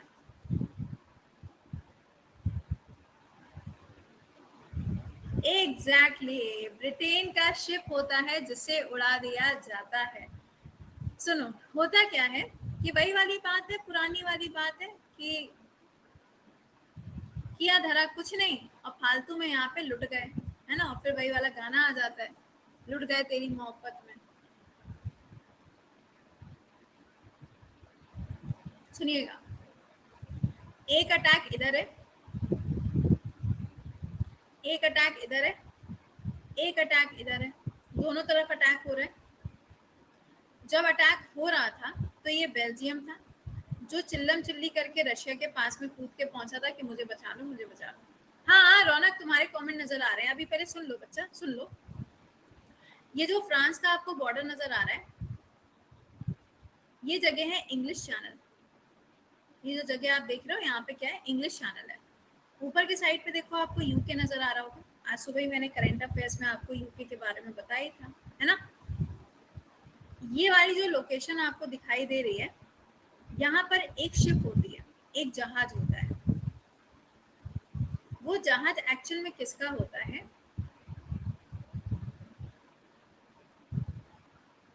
तो यूके कहाँ से आ गया? यूके कहाँ से आ गया?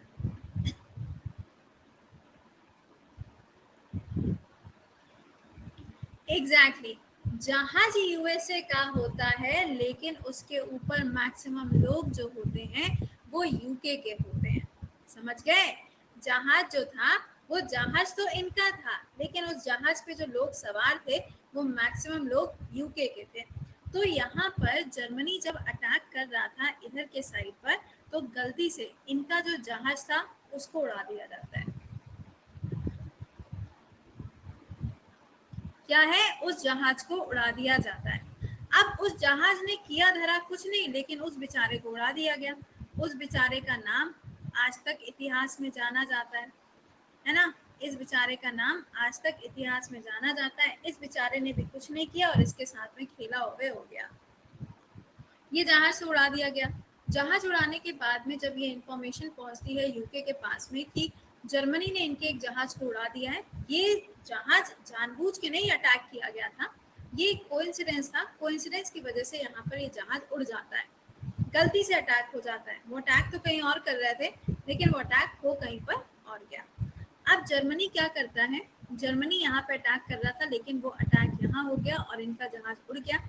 जहाज उड़ने के बाद आप जानते ही जानते हैं कौन एंट्री मारेगा, इसने एंट्री मार दी। ठीक है, इन्होंने एंट्री मार दी। अब यहाँ पे एक तरफ रशिया, एक तरफ फ्रांस रशिया के साथ में, वहीं पर साथ में कौन, बेल्जियम, और यहीं पे साथ में कौन, यूके। और किसके अगेंस्ट खड़े हुए हैं, जर्मनी, ऑस्ट्रिया, हंगरी के अगेंस्ट ये सब के सब खड़े हुए हैं। अब आप सोचेंगे कि मैम जहाज तो यूएसए का उड़ा था, तो यूएसए को भी तो आना चाहिए था ना। आएगा आएगा, रुको ना, जरा सब्र करो। अब क्या हुआ यहाँ पर, जब ये बात यूएसए को पता चली, जब ये बात यूएसए को पता चली कि भैया हमारा जहाज उड़ा दिया है, तो यूएसए ने कहा कि इतने सारे यहाँ पे खिलाड़ी जब खेल रहे हैं तो मैं तो सुपर हीरो हूँ, मैं क्यों इस कहानी के अंदर एंट्री मारूं। और मैं जब एंट्री मारूंगा तो बिल्कुल कैसे, तानाशाह बन के एंट्री मारूंगा। तो उन्होंने बोला लड़ो। यूएसए ने कहा हाँ, तुम सबके सब लड़ो, तुमको पैसा मैं भेजूंगा। लेकिन जर्मनी बचना नहीं चाहिए। बात समझ रहे हो? यूएसए ऐसा था कि वो दूर से बैठ के तमाशा देखना चाहता था, दूर से बैठ के वो तालियां बजाना चाहता था, और वो चाहता था कि जर्मनी बचना नहीं चाहिए, जितना पैसा लगेगा सारा पैसा मैं दूंगा। तो ये डायरेक्टली अभी इन्वॉल्व नहीं होता है, समझ रहे हो? हाँ, ये एम्पायर था, ये डायरेक्टली इन्वॉल्व नहीं होता है, ये अभी आगे चल के डायरेक्टली इन्वॉल्व होगा वर्ल्ड वॉर 2 के अंदर। वर्ल्ड वॉर 2 में जब आइलैंड के ऊपर अटैक कर देता है जापान, तब ये गुस्सा आ जाते हैं, तब ये कहते हैं अब बेटा बहुत हो गया, अब तो मैं तुमको नहीं छोड़ूंगा। तो उस टाइम पे वो जापान को पहले हराएंगे और उस समय पर इनका रोल आपको देखने को मिलेगा, पर्ल हार्बर। एग्जैक्टली, ठीक है। तो यहाँ पे कहानी चल रही थी और इस कहानी के अंदर अब ट्विस्ट आ गया कि एक तरफ ये सब हो गया और एक तरफ कौन हो गया, जर्मनी हो गया। चलो ठीक है, अब यहाँ से लड़ाई चालू हो जाती है। लड़ाई जब चालू होती है तो ये लड़ाई काफी लंबे समय तक चलती रहती है और इस लड़ाई के अंदर आप देखेंगे तो बहुत सारे लोगों की डेथ भी होती है। यहाँ पे जहाँ जर्मनी था और साथ में ऑस्ट्रिया हंगरी था और दूसरी तरफ फ्रांस है, ब्रिटेन है और ये आपका रशिया है और बेल्जियम है। अभी इस पिक्चर के अंदर आप देखोगे तो इटली नहीं आया है। क्यों भैया, इटली आएगा क्या? इटली की एंट्री होगी क्या? क्यों इटली क्यों कूदेगा? इटली को क्या काम आ गया? इटली को क्या काम आ गया? आना तो चाहिए, आना तो चाहिए, है ना? चलो अच्छा, अभी आना तो चाहिए, अभी आएगा, अभी देखो उसकी भी एंट्री होगी। तो ये सब तो लड़ ही रहे थे, लेकिन अब यहाँ पे इन्होंने एक और नया खेल शुरू कर दिया। वो नया खेल इन्होंने क्या स्टार्ट किया? पोलैंड के साथ में। किसके साथ में? पोलैंड के साथ में इन्होंने नया वाला जो खेल था उसकी शुरुआत कर दी है ना? अब पॉइंट यहाँ पर ये है, सूरज जब भी तुम आते हो तो तुम हमेशा इतना लंबा लंबा मैसेज क्यों शेयर करते हो कि मैम आपने वर्ल्ड वॉर अभी पढ़ाई थी तो आप वर्ल्ड वॉर दोबारा क्यों पढ़ा रहे हो? हिस्ट्री ज्योग्राफी पॉलिटी पढ़ाइए। तो बेटा हिस्ट्री ज्योग्राफी पॉलिटी तो मैंने अभी यूट्यूब पे पढ़ाई थी।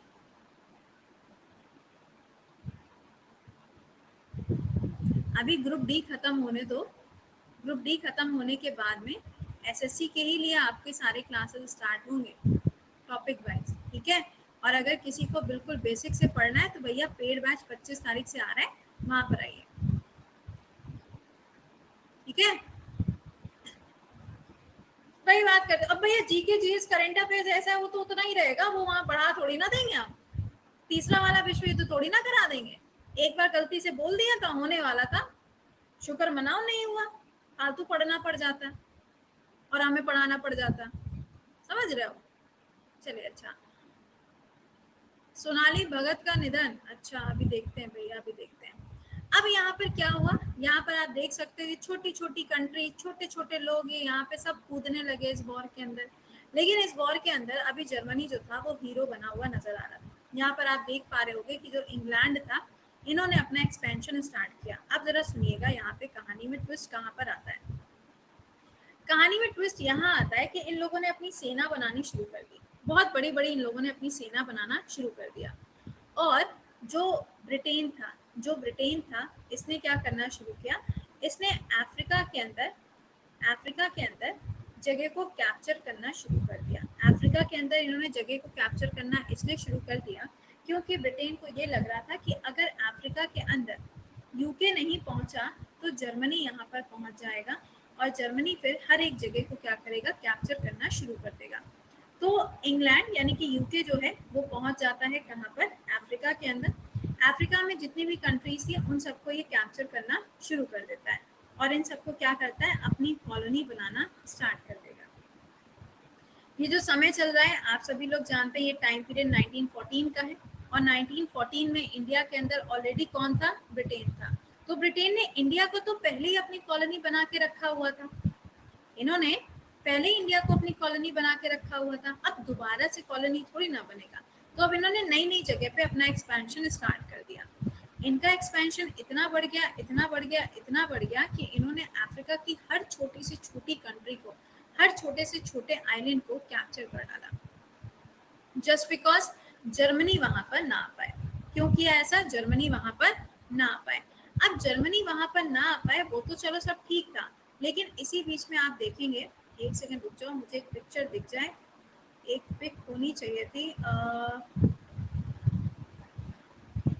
अच्छा पहले ये राजा रानी की फोटो देख लो, प्रिंस और क्वीन, इनकी फोटो देख लो यार, वरना कहोगे मैम ने फोटो नहीं दिखाई। देख लो भाई, कल वाली फोटो जो थी फोटो रह गई, देख लो भाई, है ना? अच्छे लग रहे हैं, मतलब अच्छे सुशील टाइप लग रहे हैं ना? कल ये फोटो रह गई थी, है ना? देख ली सबने फोटो? चलो अब वापस से आ जाओ, इसी मैप पे वापस आओ, वो वाला मैप है नहीं इस पे, कहाँ गया? हाँ, ये जो आपको मैप नजर आ रहा है, इसी मैप में क्या होता है, ये जो जगह आप देख रहे हो,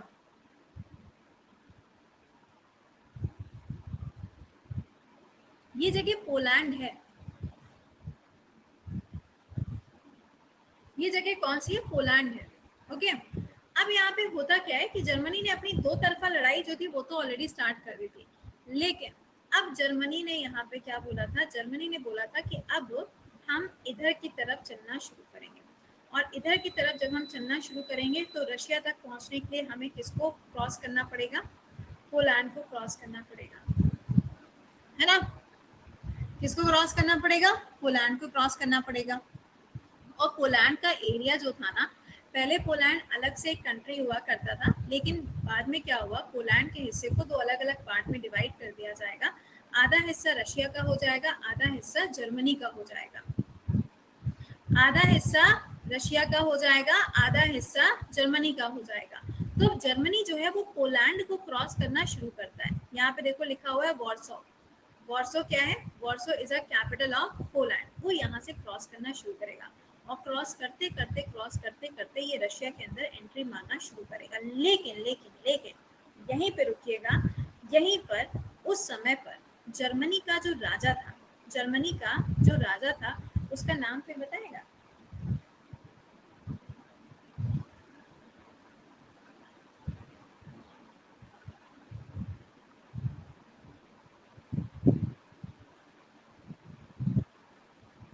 हाँ बताओ।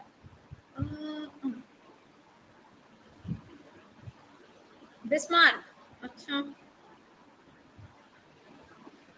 बिस्मार्क।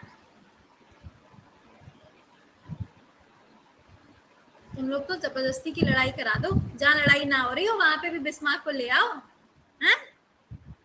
जबरदस्ती लड़ाई करा दो। चलो अच्छा, तो अब यहाँ से क्या करेगा, पोलैंड को क्रॉस करना शुरू करेगा, और जब ये पोलैंड को क्रॉस करना शुरू करेगा तो ये रशिया तक पहुंचेगा। अब रशिया तक क्या ये पहुंच पाएगा, क्या रशिया में ये अटैक कर पाएगा, रशिया जो कि इतना बड़ा आपको कंट्री नजर आ रहा है, क्या वहां पे इनकी प्रेजेंस को लोग जो है वो आसानी से नोटिस करेंगे, या फिर इनके आने से पहले यहाँ पे कोई कांड होगा। इन सभी चीजों को हम लोग पढ़ेंगे कल की क्लास में। उम्मीद करेंगे कि आज रात में आपको नींद आ जाएगी इस कहानी को सोचते सोचते, ठीक है। क्योंकि पिछली बार भी जब पढ़ा था तो पिछली बार भी लोगों को रात रात में नींद नहीं आई थी। देवर लाइक कि मैम प्लीज पूरा बता दिया करो, है ना। अरे वाह, हमारे यहाँ पे भी अलिफ फ्लावर्स हैं। तुमको भी पेट में ठीक है, तो इसके आगे का हम लोग पढ़ेंगे। बस ये ध्यान दीजिएगा कि जो भी बच्चे ऐसे हैं जिन्होंने पेड बैचेस ज्वाइन नहीं किया और ये सारी चीज़ें वो हर एक सब्जेक्ट के हिसाब से डिटेल में पढ़ना चाहते हैं, तो 26 तक ही आपके पास में समय है जब आप इसको ज्वाइन करेंगे। अभी आते हैं, अभी जार के बारे में भी बात करेंगे जो रशिया के अंदर बैठा था, और जर्मनी के अंदर जो किंग बैठा था उसके बारे में भी बात करेंगे, ठीक है। चलो अब आपसे मिलते हैं कितने बजे, दोपहर में 12 बजे मुलाकात करते हैं। कहाँ पर, यूट्यूब पे, वाईफाई। चलिए, तो पिछले वाले क्लास में मैंने आपको पढ़ाया था पोलैंड तक। ओ माय गॉड अमित, इतना बड़ा सा गुड मॉर्निंग लिखा है तुमने। चलो आते हैं टॉपिक पे। बेटा बेसिक से पेड बैच आपका परसों से स्टार्ट हो जाएगा, और एसएससी के लिए स्पेशल क्लासेस, जीडी के लिए, आपके स्टेनो के लिए, ये सारे जो हैं ये सारे के सारे आपके मंडे से स्टार्ट हो जाएंगे, ठीक है। चलिए अच्छा, mama's boy, oh my God, mama's boy is also here. हाँ जी, तो पिछले वाले क्लास में मैंने आपको जो चीजें बताई थी, अरे वाह,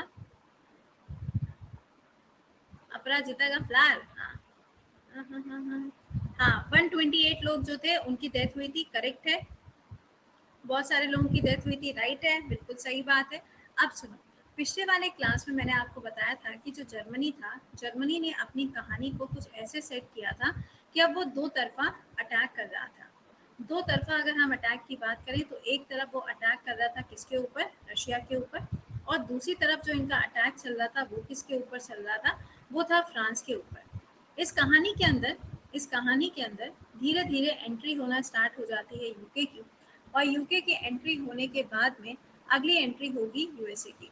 लेकिन यूएसए जो था वो यहाँ पे पूरी तरीके से एंटर नहीं करता है, ठीक है ना।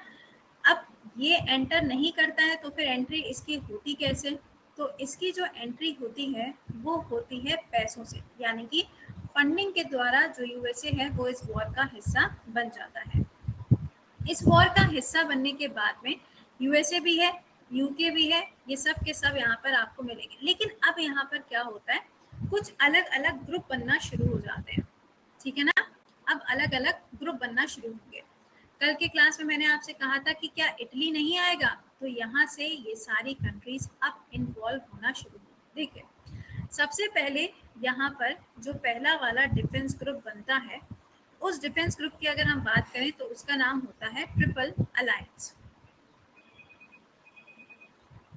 क्या बनता है? Triple alliance. अच्छा, किंग का नाम ढूंढना है आज? अरे वाह, गूगल जिंदाबाद। ट्रिपल अलायंस जो है सबसे पहले बनाया जाता है, और ये बनता है कब, वो छोड़ दो कब बनता है, अपने काम का जो है कि इसके अंदर मेंबर कौन कौन होता है। तो इसके अंदर जर्मनी होता है, ऑस्ट्रिया होगा, हंगरी होगा, और यहाँ पे अब जो अगला जुड़ेगा वो है इटली। अगला जो इसका मेंबर बनेगा वो कौन हो जाएगा? इटली हो जाएगा। तो ये बनता है ट्रिपल अलायंस। दूसरी तरफ यहीं पर एक और ग्रुप बनता है जिसका नाम होता है ट्रिपल एंटिटी। क्या होता है?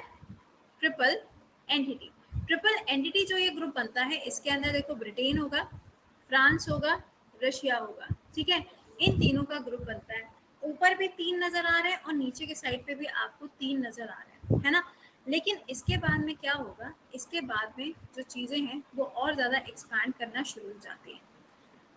एक्सपेंशन कैसे स्टार्ट होता है? एक्सपेंशन के लिए आप देखेंगे तो यहाँ पे इंपीरियलिज्म, मिलिटराइजेशन, इन सभी चीजों की शुरुआत होना स्टार्ट हो जाती है। लेकिन इसमें होता क्या है, देखो इसमें क्या होता है कि जो जर्मनी था, जर्मनी ने तो अपना ग्रुप बना लिया था और अटैक करना शुरू कर दिया था।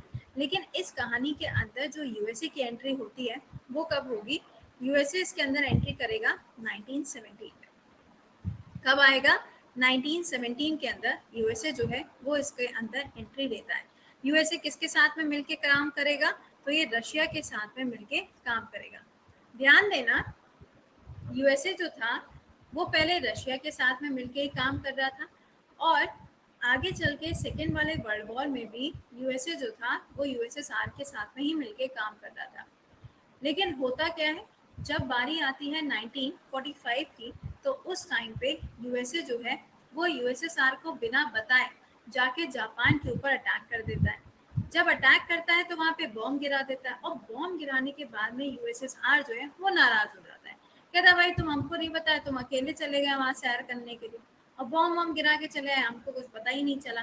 तो इस बात पे ये नाराज हो जाते हैं, और ये जो नाराजगी है, ये नाराजगी आपको हमेशा के लिए देखने को मिलती है, ठीक है। अच्छा, अब कहानी में देखो ट्विस्ट कहाँ से आया। सबके अपने अपने ग्रुप बन के तैयार हो गए। एक तरफ जर्मनी लीड कर रहा था, ऑस्ट्रिया, हंगरी और इटली के साथ में, और दूसरी तरफ कौन लीड कर रहा था? रशिया, यूके, और यहाँ पर यूएसए जो था वो बाद में आया था। और ये जो छोटू था ये तो बिल्कुल ही छुप गया था, यानी कि कौन? सर्बिया तो कहीं छुप ही गया था। तो ये इस तरीके से ग्रुप बन के जो थे वो यहाँ पे तैयार हो गए। अच्छा, अब क्या होगा? अब यहाँ पर कहानी जो थी वो आगे बढ़ना स्टार्ट होती है। यहाँ पर क्या होता है, इकोनॉमिक कॉन्सिक्वेंसेस भी आएंगे, पॉलिटिकल कॉन्सिक्वेंसेस भी आएंगे, लेकिन यहाँ पे जो वर्ल्ड वॉर थी वो अलग अलग फेजेस में आपको देखने को मिली। जर्मनी क्या करता है, मैप पे आ जाओ, ध्यान से देखो इस मैप को। जर्मनी क्या करता है, जर्मनी यहाँ पर ये जानता है कि फ्रांस को हमें कैप्चर करना है, तो फ्रांस को कैप्चर करने के चक्कर में वो इधर भी अटैक कर रहा था, रशिया को कैप्चर करने के लिए वो इधर भी अटैक कर रहा था, और अब इनका अटैक इधर भी शुरू हो जाता है। क्यों भैया इधर क्यों शुरू हो जाता है? इधर इसलिए शुरू हो जाता है क्योंकि यूके ने ऐलान कर दिया था अपने घर में बैठ के कि अगर जर्मनी नहीं सुधरा तो हम यहीं से बैठे बैठे जर्मनी को उड़ा देंगे। जर्मनी को इस बात पे आ गया गुस्सा, और जर्मनी जो था, जर्मनी के पास में तो बहुत बड़ी यहाँ पर क्या थी, सेना थी, तो इनका ईगो जो था ना हर्ट हो गया। ईगो ना हर्ट हो गया था, और जब किसी का ईगो हर्ट हो जाता है फिर वो कुछ देखता नहीं, सुनता समझता नहीं है, सीधे यहाँ पे किस पे आ जाता है, तलवारबाजी को उतर आता है। तो यहाँ पर इनका ईगो हर्ट हुआ, और ईगो हर्ट होने के बाद में इन्होंने कहा कि अब मैं यूके के ऊपर अटैक करूंगा। अब यहाँ पर इनका जो अटैक था वो 3 तरफा शुरू हो गया, एक इधर, एक इधर और एक इधर। अब तुम खुद से सोचो, जब तुम 4 जगह पैर फैला के खड़े हो जाओगे तो ऑब्वियस सी बात है कि तुमको कहीं से मिलना कुछ नहीं है। क्या होगा? मिलना कुछ नहीं है। ठीक है, अब यहीं पर इन्होंने सब तरफ अपनी आर्मी को फैला दिया और तीनों तरफ इन्होंने अपनी लड़ाई शुरू कर दी। लेकिन इस लड़ाई से बहुत सारे नुकसान होना शुरू हो जाते हैं। नुकसानों की बात करें तो सबसे पहले जो नुकसान आएगा वो है इकोनॉमिक। ऑब्वियस सी बात है कि जब 3 तरफ लड़ाई कर रहा है तो यहाँ पे खर्चा तो होगा ही होगा ना। तो अगर हम इकोनॉमिक क्राइसिस की बात करें तो ये जो पहला वाला विश्व युद्ध हो रहा था, जो फर्स्ट वाला वर्ल्ड वॉर हो रहा था, इसके अंदर बहुत सारी कंट्रीज ने तो पार्टिसिपेट किया, लेकिन जर्मनी ने अपनी इकोनॉमी का 60% का जो पैसा था वो इस वॉर के अंदर लगा दिया। कितना?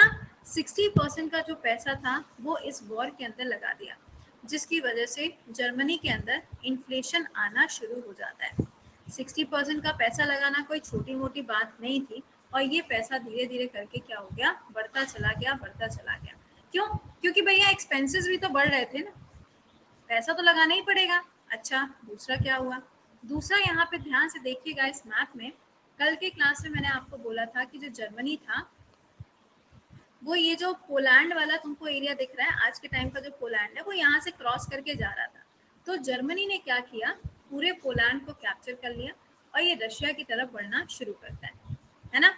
अब जब ये रशिया की तरफ बढ़ना शुरू करेगा तो यहाँ पर इस वाले एरिया में आप देखोगे तो ये जगह क्या है? Saint Petersburg. ठीक है, क्या है? Saint Petersburg. और सेंट पीटर्सबर्ग एक ऐसी जगह थी जहाँ पे बहुत ज़्यादा सर्दी हुआ करती थी और यहीं पर इसके ऊपर के साइड पे आपको मॉस्को की लोकेशन मिलेगी और वहाँ पे भी सर्दी बहुत ज़्यादा हुआ करती थी। अब जर्मनी जो है वो यहाँ तक पहुँच तो गया, लेकिन दिक्कत आ गई। दिक्कत क्या आई? मौसम, क्लाइमेट।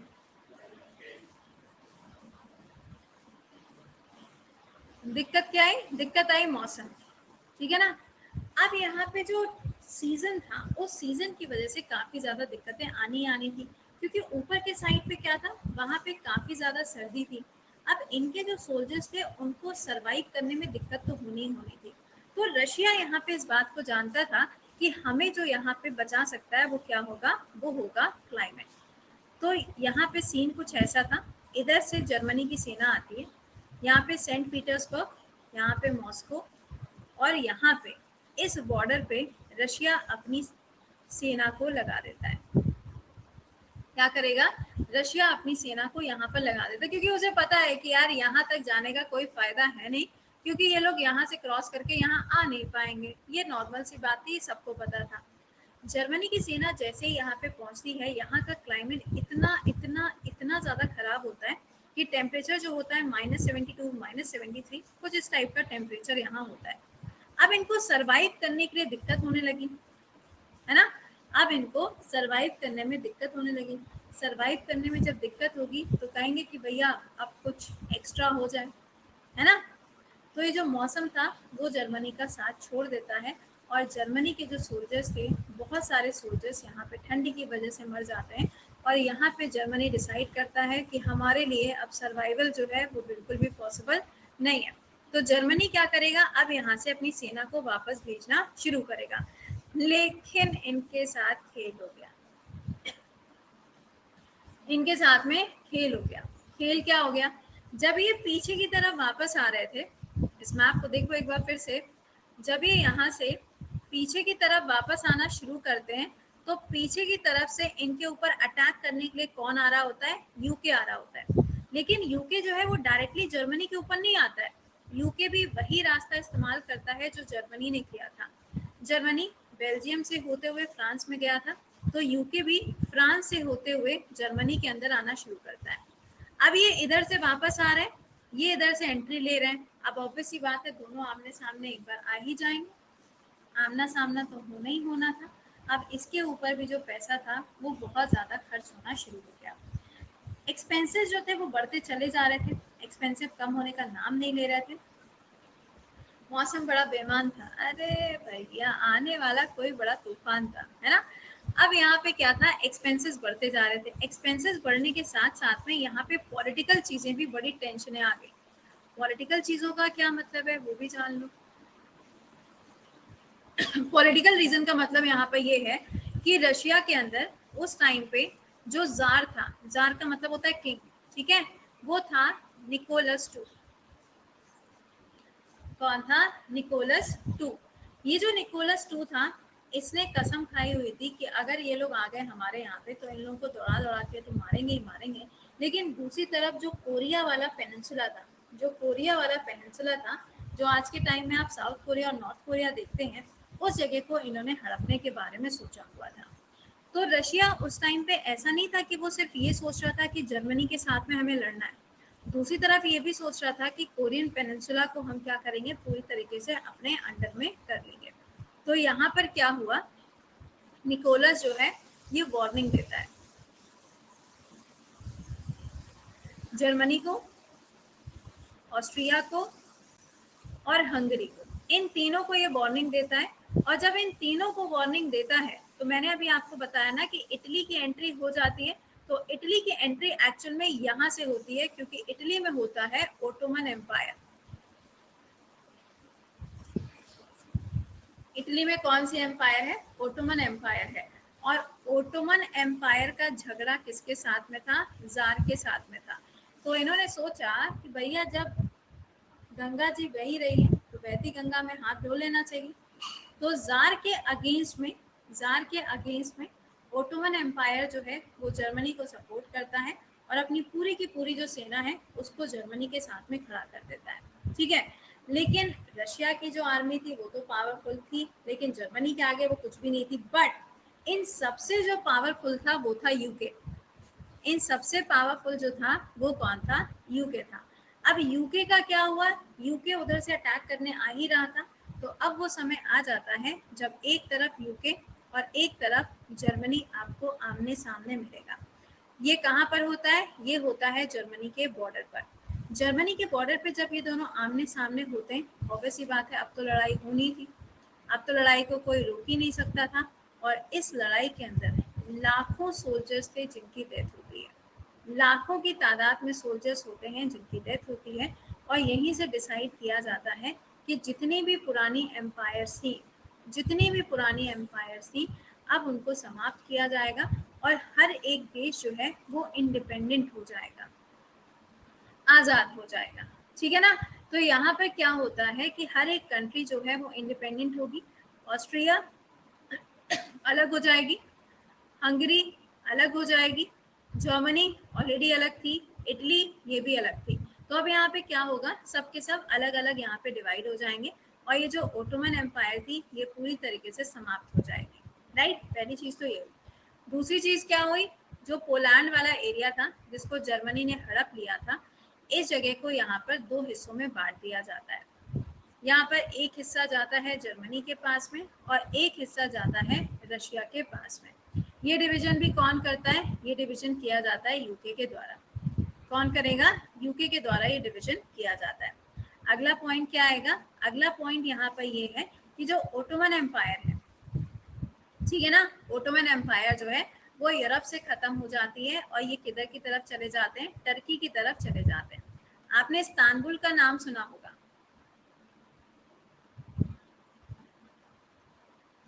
आपने इस्तांबुल का नाम सुना होगा। तो इस्तांबुल नाम की जो जगह है, ओटोमन एम्पायर अपने आप को वहां पर ले जाके खड़ा कर देती है। ये सब चीजें तो हो रही थी पॉलिटिकल, लेकिन सोशल चेंजेस यहाँ पर क्या हुए?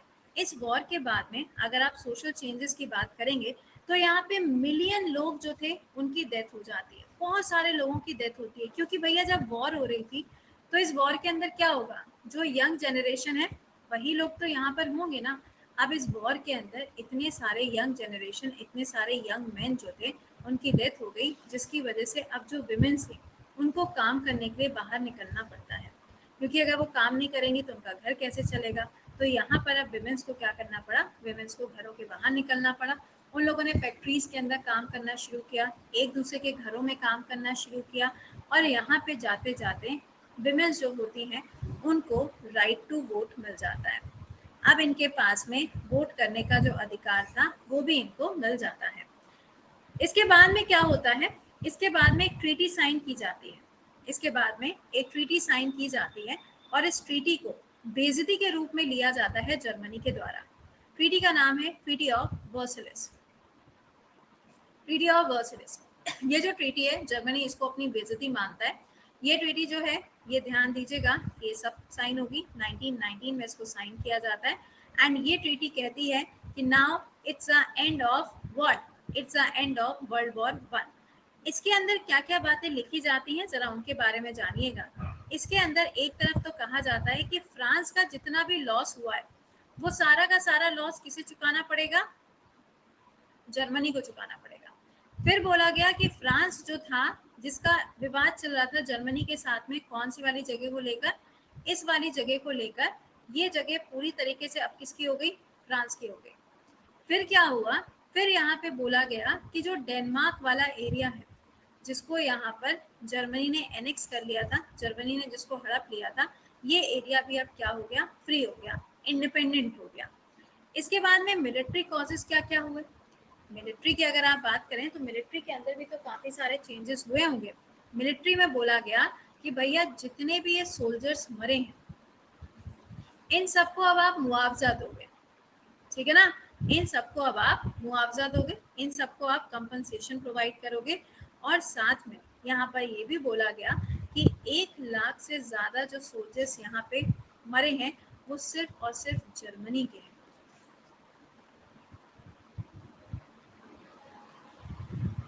1 लाख सोल्जर्स, ठीक है, 1 लाख सोल्जर्स जो हैं वो किसके हैं, जर्मनी के हैं। इसके बाद में क्या होता है, इसके बाद में यहाँ पे यूएसए जो था वो तो दूर से खड़े होकर देख रहा था, यूएसए तो डायरेक्टली आया नहीं था।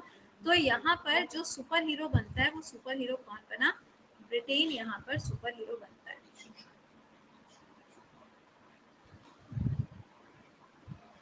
कौन बने, जर्मनी को आरआईपी भी दे दिया तुम लोगों ने।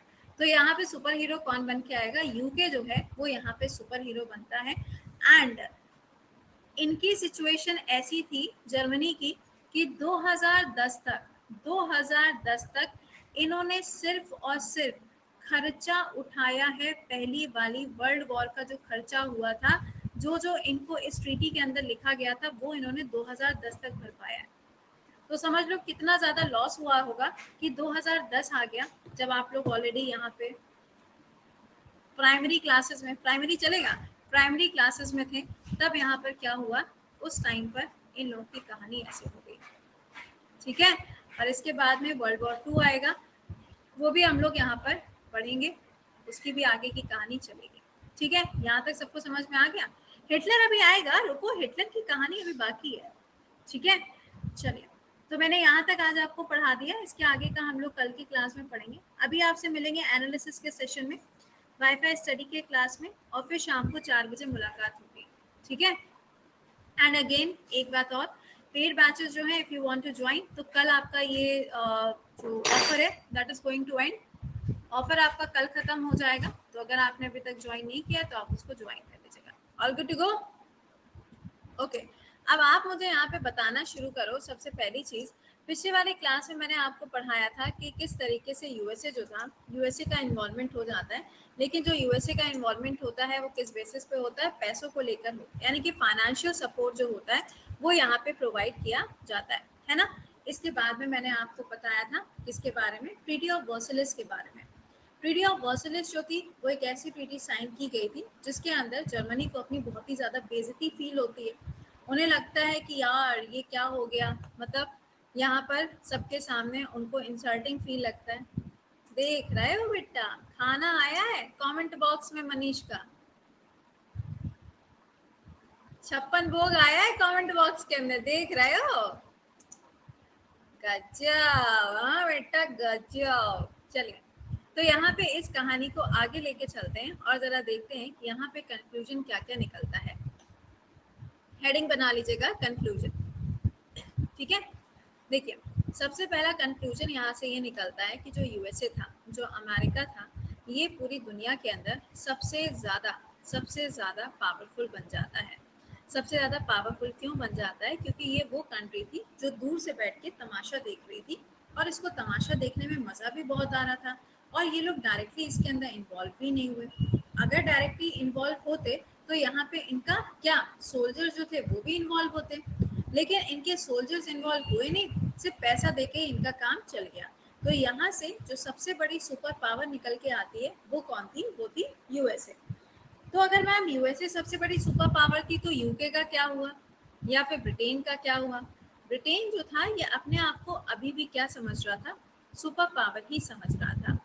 लेकिन ब्रिटेन का इतना ज़्यादा लॉस हो चुका था, इतना ज़्यादा लॉस हो चुका था, इनके सोल्जर्स की भी डेथ हुई, इन्होंने काफ़ी सारा पैसा जो था वो भी खर्च किया, इनकी नेवी ने भी लॉस काफ़ी ज़्यादा झेला, इनकी एयरफोर्स ने भी लॉस झेला। तो अभी इनके पास में समस्या ये थी कि इन सभी चीज़ों से ये बाहर कैसे आएंगे। तो ओवरकम करने की जो समस्या थी वो यहाँ पर ब्रिटेन के सामने आ चुकी थी। ठीक है, अगला। अब पॉइंट यहाँ पर ये आया कि यूएसए जो था ये पूरी दुनिया के अंदर जाना जाने लगा कि भाई यूएसए के पास में बहुत पैसा है। सबको पता चल गया कि यूएसए के पास में बहुत पैसा है और ये कभी भी कुछ भी कर सकता है। ठीक है बच्चा पार्टी, एक तो क्लास में समय पर आया करो। पिछले 3 मिनट से मैं आपको एक ही चीज बता रही हूँ कि क्लास का समय जो है वो क्या रहेगा, क्या रहेगा, क्या रहेगा और सैटरडे संडे को क्या होगा, है ना। अब फिर बीच में आके फिर वही बात पूछोगे तो अच्छा नहीं लगता है। क्लास को रिवाइंड करके एक बार देख लो। हाँ जी, इसके बाद सेकेंड पॉइंट पे आते हैं। सेकेंड पॉइंट यहाँ पर क्या आएगा? सेकेंड पॉइंट में क्या होगा? मास मोबिलाइजेशन होता है। मास मोबिलाइजेशन का मतलब क्या होता है कि मैक्सिमम लोग जो है वो माइग्रेट करके चले जाते हैं। आपने सुना होगा कि सीरिया के अंदर जब आईएस ने अपना गुट बनाना शुरू किया था, है ना, जब इन्होंने अपना गुट बनाना शुरू किया था तो मैक्सिमम लोग जो थे वो यहाँ से माइग्रेट करके चले जाते हैं। उसी तरीके से मास मोबिलाइजेशन उस समय पर भी देखने को मिला। मैक्सिमम लोगों ने क्या करना स्टार्ट कर दिया? जगह को छोड़ना शुरू कर दिया। माइग्रेशन जो था वो स्टार्ट हो गया।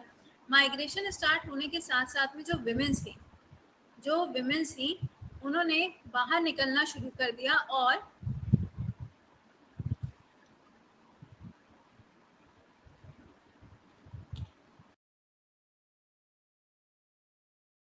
House hold plus factory work. ठीक है, यहाँ पे क्या हुआ? विमेंस ने बाहर निकलना शुरू कर दिया।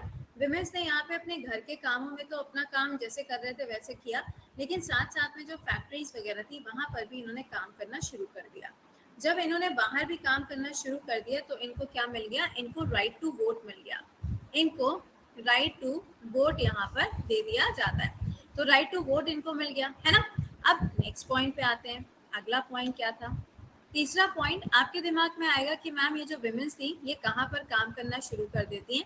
तो ये जो है ना ये जर्मनी के अंदर होता है, क्योंकि जर्मनी के बहुत सारे सोल्जर्स होते हैं जिनकी डेथ होती है ना। अब जब यंग पीपल जो है अगर उनकी डेथ हो रही है तो ऑब्वियसली बात है कि उनके घर के अंदर जो महिलाएं होंगी अब उनको तो काम करना पड़ेगा ही पड़ेगा, है ना। एग्जैक्टली चलो नेक्स्ट पॉइंट पे आएंगे।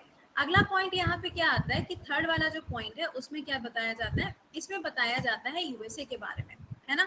देखो यूएसए जो था वो काफी ज्यादा फंडिंग कर रहा था, तो जितनी भी कंट्रीज थी, चाहे वो यूके हो, चाहे वो रशिया हो, चाहे बेल्जियम हो, ये जितनी भी कंट्रीज थी सबके सबके ऊपर क्या हो जाता है? सबके ऊपर बहुत ज्यादा कर्ज हो जाता है। किस बात का कर्ज हो जाता है? भैया जब लड़ाई लड़ रहे थे तो पता तो चला नहीं था कि कितना पैसा खर्च होगा, कितना पैसा नहीं खर्च होगा। तो उन्होंने क्या किया? पैसा लेते चले गए, पैसा लेते चले गए, ये नहीं सोचा कि कितना पैसा खर्च हो रहा है। अब पैसा इतना ज्यादा खर्च हो गया कि वहां पे इन लोगों के ऊपर क्या हो गया? डेप्थ हो गया, यानी कि इन लोगों के ऊपर बहुत ज्यादा कर्ज आ गया। अब इनके ऊपर जब कर्ज आ गया तो अब कर्ज को चुकाना तो पड़ेगा ही पड़ेगा। तो ये सब के सब कंट्रीज जो थे इन लोगों ने अपने यहाँ पे डेवलपमेंट करना शुरू किया, ताकि जो पैसा है वो पैसा आना शुरू हो, और जब पैसा आएगा तभी क्या होगा? तभी यहाँ पर जो बाकी चीजें हैं, जो डेप्थ है, उसे हम चुका पाएंगे। चौथा पॉइंट यहाँ पे क्या आता है? अच्छा एक चीज और बताएं, बहुत सारे बच्चे ऐसे होंगे जो आज सोच रहे होंगे कि आज तो कंक्लूजन है, आज तो क्लास में जाने का कोई मतलब ही नहीं है ना। बहुत सारे बच्चे ऐसा सोचते हैं, फिर वो क्लास में नहीं आते, और फिर जब पेपर में सवाल बनता है ना, तो फिर हवाइयाँ उड़ जाती हैं। एसएससी ने सवाल पूछा था कि ये बताओ, ये जो वर्ल्ड वॉर हुई थी पहली वाली, उसका मेन रीजन क्या था। अब अगर उन्होंने पढ़ा होता तो उनको मेन रीजन पता होता है ना। अब अगर नहीं पढ़ा है तो मेन रीजन नहीं पता होता है। तो ऐसा मत सोचा करो कि अगर थ्योरी क्लास है तो थ्योरी क्लास में आपको चीजें नहीं मिलेंगी। You will get many things from the theory class, है ना। पहले मैं यही सोच रहा था, अरे बेटा मुन्ना मेरे, सब जानते हैं तुम लोग कितना सोच सकते हो, सब पता है। एसएससी ने भी सवाल बनाए थे, तो इस गलत फहमी में मत रहना कोई भी। चलो अगले सवाल पे चलेंगे जो यहाँ से बन सकता है। अगला सवाल यहाँ पे क्या था, यूएसएसआर, रशिया के बारे में अब बात करते हैं। रशिया जो था, इनके पीछे कौन खड़ा हुआ था, इनके पीछे यूके खड़ा हुआ था, और यूके की सहायता से इन्होंने क्या किया था, इस वॉर को जीता था। लेकिन इनके यहाँ क्या हो गया, इनके यहाँ बहुत ज़्यादा सोशल क्राइसिस आ गया, बहुत ज़्यादा सोशल क्राइसिस आ गया। सोशल क्राइसिस क्यों आ गया, क्योंकि यहाँ पे जो वर्कर्स थे, अब इन लोगों के पास में काम नहीं बचा था। क्योंकि यहाँ पे जो वॉर थी, वॉर के अंदर तो ये लोग तो पार्टिसिपेट कर ही रहे थे। हाँ, वो बात अलग थी कि यहाँ पे मौसम की वजह से जो वॉर थी वो वॉर होती तो नहीं है, लेकिन यहाँ पे सोशल क्राइसिस जो है वो बहुत ज़्यादा आ जाता है, और जो वर्कर्स थे उनके पास में काम नहीं बचता। क्लाइमेट की वजह से बाहर की कंट्री से जो सामान आना था, या रशिया से जो भी सामान एक्सपोर्ट होना था, वो सारी चीज़ें जो हैं, वो सारी चीज़ें यहाँ पर रुक जाती हैं। कुछ भी ना तो इम्पोर्ट हो पाता है और ना ही कुछ भी एक्सपोर्ट होता है, दोनों के दोनों यहाँ पे रुक जाते हैं। अब जब ऐसा होगा तो क्या होगा, यहाँ पे क्राइसिस तो आएगा ही आएगा, तो यहाँ पे क्राइसिस आ जाता है। पांचवा इम्पैक्ट क्या होता है, पांचवा पॉइंट क्या आएगा, पांचवा पॉइंट आएगा कि अब लोगों के बीच में जो नेशनलिज्म की भावना है वो बहुत ज्यादा भर जाती है। नेशनलिज्म की जो भावना है वो बहुत ज्यादा भर जाती है। फॉर एग्जाम्पल, जब हम लोग के यहाँ पे 15 अगस्त आता है, या जब हम लोग के यहाँ पे 26 जनवरी आता है, तो जो देश प्रेम है वो उमड़ उमड़ के आता है ना। जबकि ये कोई एक दिन का प्रोसेस नहीं है, ये हर दिन होना चाहिए। मेरे हिसाब से ये एक दिन का प्रोसेस नहीं है, ये तो हर दिन होना चाहिए। क्या कहते हो, हैं? एक दिन अगर आपने इंडिया का फ्लैग लगा लिया, अपने देश का झंडा ऊपर कर लिया, तो क्या बस उतने में खुश? भाई अगर वो झंडे की रिस्पेक्ट है, अगर आपको उस ध्वज की, अगर आपको यहाँ पे श्रद्धा से, अगर मन से अगर आप उसका आदर करते हो, तो वो हमेशा का होना चाहिए। समझ रहे हैं? तो नेशनलिज्म जो है, वो नेशनलिज्म यहीं से आपको देखने को मिलता है। तो लोगों के अंदर बहुत ज्यादा भक्ति भाव आ जाता है, लोगों को समझ में आता है कि भैया अब जिएंगे या मरेंगे, ए वतन तेरे लिए। ये वाला जो गाना है ना, वो गाना यहीं से निकला था, समझ रहे हो, हम जिएंगे या मरेंगे ए वतन तेरे लिए। तो नेशनलिज्म की जो भावना थी वो यहीं से निकलना शुरू करती है ना। अब पॉइंट यहाँ पर ये आया कि नेशनलिज्म की भावना सबके अंदर तो आ गई, लेकिन प्रॉब्लम वही थी कि नेशनलिज्म को कोई खाना बना के थोड़ी ना खाएगा। नेशनलिज्म की भावना तो थी, लेकिन प्रॉब्लम यहाँ पे यही थी कि अभी भी खाने को नहीं है, अभी भी किसी चीज का एक्सपोर्ट नहीं हो रहा है, कोई चीज आ नहीं पा रही है, आ रही है तो महंगी आ रही है। तो दिक्कतें अभी भी वही थी, लेकिन फिर भी लोगों को समझ में आ गया था कि नेशनलिज्म की भावना होनी चाहिए। नेशनलिज्म की भावना से एक प्रॉफिट जरूर होता है, और वो होता है यूनिटी। लोगों ने एक दूसरे के साथ में जुड़ के काम करना जरूर से शुरू कर दिया। लोगों को समझ में आ गया कि अगर हम अलग अलग होके काम करेंगे, जैसे कि जर्मनी अपने आप को सुपर पावर समझ रहा था, और वो बिल्कुल ही अलग हो गया, पूरी दुनिया से अलग हो गया। बोला यूके तुमको मैं बता दूंगा, रशिया तुमको तो मैं देख ही लूंगा, और फ्रांस तुम तो बेटा किसी काबिल हो ही नहीं, तुमको तो मैं उड़ा दूंगा।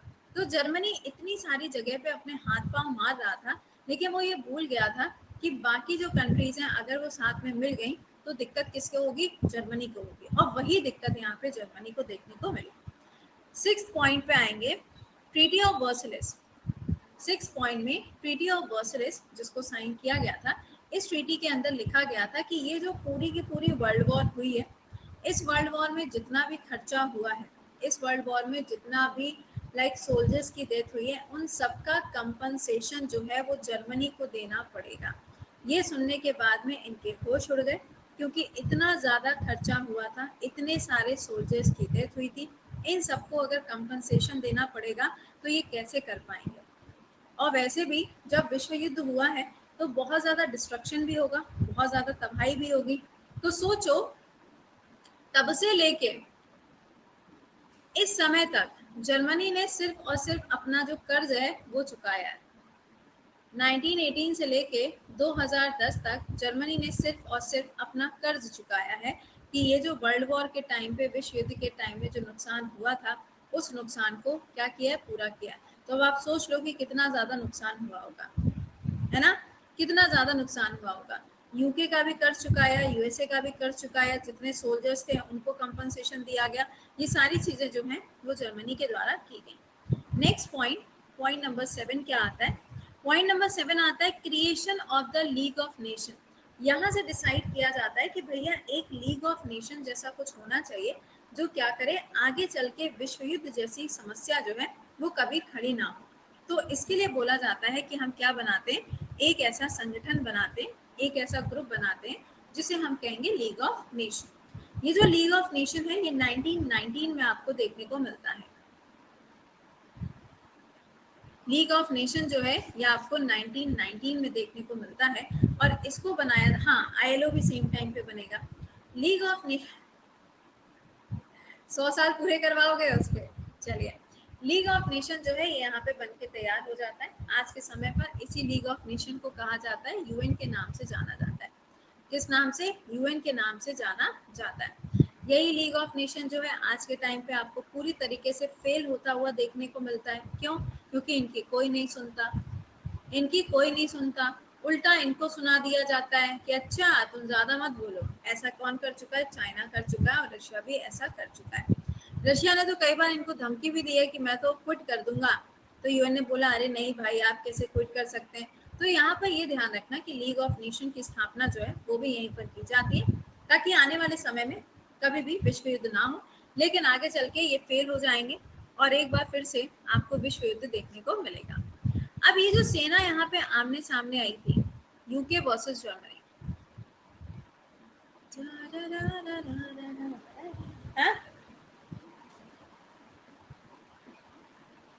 वॉर ऑफ रोटी, हाँ बिल्कुल सही बात, अभी बता रहे हैं, यहाँ पर बता रहे हैं ना, वॉर ऑफ रोटी आया तो है। सुनिएगा, अब पॉइंट यहाँ पर ये आया कि यूके और जर्मनी की जब सेना आमने सामने थी तो इसमें बहुत सारे लोगों ने पार्टिसिपेट किया था। क्यों भैया, ऐसा क्यों हो गया था? ऐसा इसलिए हुआ था क्योंकि जर्मनी के अंदर उस टाइम पे चल रहा था वॉर ऑफ रोटी। क्या मतलब है इसका? इसका मतलब ये है कि जिस तरीके से बहुत ज़्यादा यहाँ पे सोल्जर्स पार्टिसिपेट कर रहे थे तो वहाँ पे बहुत सारे लोगों की डेथ होती जा रही थी। डेथ होने की वजह से उनके यहाँ पे रोटी कमाने वाले जो लोग थे उनकी कमी होती जा रही थी। अब इंसान खाना तो खाएगा ही ना, तो फूड क्राइसिस जो था ना वो बहुत ज़्यादा बढ़ता जा रहा था। इसके चलते लोगों ने सोचा कि भैया चलो सेना में चलते हैं, कम से कम खाना तो मिलेगा और जो खाना मिलेगा उससे क्या होगा, अपना घर चलता रहेगा। इन्होंने ये सोचा, तो लोगों ने क्या किया, आर्मी को ज्वाइन करना शुरू कर दिया। अब जब दोनों सेनाएं आमने सामने आ गई तो इस क्राइसिस के अंदर जर्मनी की जो सेना थी उसने सबसे ज्यादा लॉस को सफर किया और इसमें सारे के सारे करीबन 1.5 लाख के ऊपर बताया जाता है जो सोल्जर्स थे वो सिर्फ और सिर्फ जर्मनी के थे जिनकी डेथ हुई। लेकिन इसमें एक व्यक्ति बच जाता है। बच क्या जाता है मतलब वो बहुत ज्यादा घायल था, लेकिन ह्यूमैनिटी को ध्यान में रखते हुए यूके का जो सोल्जर होता है वो उस वाले सोल्जर को बचा लेता है जो कि जर्मनी का होता है। लॉस बहुत ज्यादा हो चुका होता है लेकिन ह्यूमैनिटी मैटर करती है ना। नहीं तब एग्जाम नहीं होते थे भर्ती के। ह्यूमैनिटी जो थी ना वो मैटर करती थी, तो वो यहाँ पे क्या करता है, उसको बचा लेता है। यहीं पे बचा के जो गलती हुई वो गलती आपको देखने को मिलेगी सेकेंड वाले वर्ल्ड वॉर के अंदर। और यहाँ पे जिस व्यक्ति को बचाया जाता है वो व्यक्ति कौन होता है? हिटलर होता है। वो व्यक्ति कौन होता है? हिटलर होता है। ठीक है। हाँ, यूके क्या मीन्स हो, अरे दादा,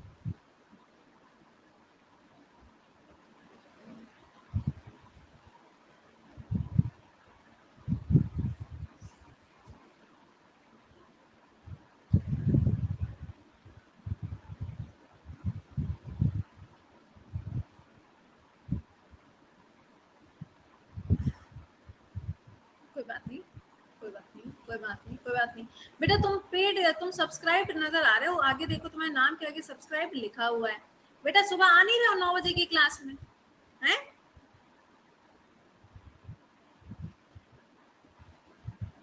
9 बजे जीके स्टार्ट हुई है बेटा, क्लास में आइए। चले, तो यहाँ पर क्या हुआ, यहाँ पे बहुत ज़्यादा क्राइसिस आ गया और क्राइसिस के चक्कर में जितने भी लोग थे उन्होंने एक बार फिर से ये सोचा कि भैया कहीं ऐसा ना हो जाए आने वाले समय में कि कोई बत्ती गुल हो जाए। बत्ती गुल का मतलब क्या है कि यूके का जो सोल्जर था, है ना, यूके का जो सोल्जर था जिसने क्या किया था, हिटलर को बचाया था, है ना, हिटलर को बचाया था, लेकिन वो किसी को बताता नहीं है कि उसने किसी सोल्जर को बचाया। उस सोल्जर का नाम जो नाम जानने में इंटरेस्ट होगा ना, है ना, देखो कितना इंटरेस्ट है नाम जानने में। हेनरी टेंडे, क्या नाम था उसका, हेनरी टेंडे। इसने उसको बचाया था और यहाँ पे वो सोच रहा था कि अगर मान लो मैंने बता दिया तो क्या हो जाएगा, तो इसको मार दिया जाएगा। तो उसने कहा चलो इसको बचा लेते हैं। अब भैया बचाने के बाद उसको क्या पता था कि उसके चक्कर में दूसरा वाला विश्व युद्ध हो जाएगा। उसको क्या पता था कि दूसरा वाला विश्व युद्ध हो जाएगा। और ले भैया यहाँ पे दूसरे वाले विश्व युद्ध का जो आगाज था वो यही हिटलर करेगा। ठीक है, ये कौन होता है, ये होता है हिटलर। अच्छा, अब यहाँ पे बात करेंगे, ये सारे पॉइंट्स तो एक तरफ हो गए, लेकिन यहाँ पर अब बात करेंगे इंडिया और वर्ल्ड वॉर 1 के बारे में, है ना। यहाँ पे इंडिया का क्या स्टैंड था, अब हम उस पॉइंट पे आते हैं। देखिए, इंडिया जो था, इंडिया उस टाइम पे कॉलोनी हुआ करता था और ये किसकी कॉलोनी था, ब्रिटेन के उस टाइम पर कॉलोनी हुआ करता था, राइट। सेकेंड पॉइंट क्या था, ब्रिटेन जो था ये ऑलरेडी ब्रिटेन जो था ये ऑलरेडी वॉर के अंदर इन्वॉल्व था। किसके अगेंस्ट, जर्मनी के अगेंस्ट ये वॉर के अंदर ऑलरेडी इन्वॉल्व हुआ करता था। अब यहाँ पर क्या हुआ, यहाँ पर ब्रिटिशर्स ने बोला कि जो इंडियंस हैं या फिर इंडियन सोल्जर्स जो हैं इनको हम क्या करेंगे, अपने साथ में लेके जाएंगे विश्व युद्ध के अंदर। बोला गया कि इनको हम लेकर जाएंगे विश्व युद्ध के अंदर। तो इंडियन आर्मी ने काफ़ी ज़्यादा कंट्रीब्यूशन अपना किया है यूरोप के अंदर, मेडिटेरेनियन सी वाला जो एरिया वहाँ पर, मिडिल ईस्ट वाला जो एरिया वहाँ पर, इन सभी जगह पे जो भारतीय सेना थी उनको लेकर जाया जाता है। तो वर्ल्ड वॉर के अंदर ऐसा नहीं है कि इंडिया ने पार्टिसिपेट नहीं किया था, इंडिया ने पार्टिसिपेट किया था, लेकिन इनडायरेक्टली पार्टिसिपेट किया था। इनडायरेक्टली से मतलब क्या है कि ब्रिटेन जो था वो भारत की सेना को लेकर जाता है, बट इंडिया जो है वो डायरेक्टली इसके अंदर पार्टिसिपेट नहीं करता है। ठीक है ना, ये चीज ध्यान दीजिएगा। दूसरा पॉइंट क्या है, दूसरा पॉइंट है कि इंडियन आर्मी जो थी वो किसके अगेंस्ट लड़ेगी, ऑब्वियस सी बात है वो जर्मनी के अगेंस्ट लड़ेगी। क्यों, क्योंकि ब्रिटेन जो था ना वो जर्मनी के अगेंस्ट ही तो लड़ रहा था। तो ये किसके खिलाफ लड़ेंगे, ये लड़ेंगे यहाँ पे जर्मनी के खिलाफ। अगला point, they serve in places as diverse as France and Belgium. ऐसा नहीं था कि इन्होंने जो अपनी लड़ाई लड़ी है वो सिर्फ और सिर्फ जर्मनी के खिलाफ लड़ी है। इन लोगों को भेजा जाता है फ्रांस के अंदर भी, लिचेंशिया नाम की जो जगह है वहां पर भी भेजा जाता है। तो अलग अलग जगह पे इन लोगों को भेजा जाता है ताकि जो पीस है उसको भी मेंटेन किया जा सके। ठीक है ना। वो देखो कौन पूछ रहा है पाक क्यों नहीं गया, अरे मेरे बुद्धू बच्चे, समय ये चल रहा है पाकिस्तान बना ही नहीं है तो कहाँ से तुम भेज दोगे, अभी पाकिस्तान पैदा ही नहीं हुआ।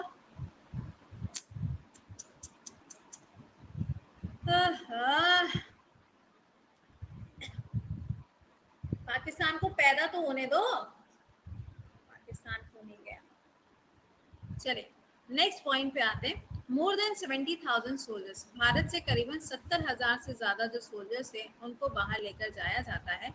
और यहाँ पर इन सबको हेड कौन करता है, तो हेड किया जाता है सर क्लॉदी और चिक नेक के द्वारा।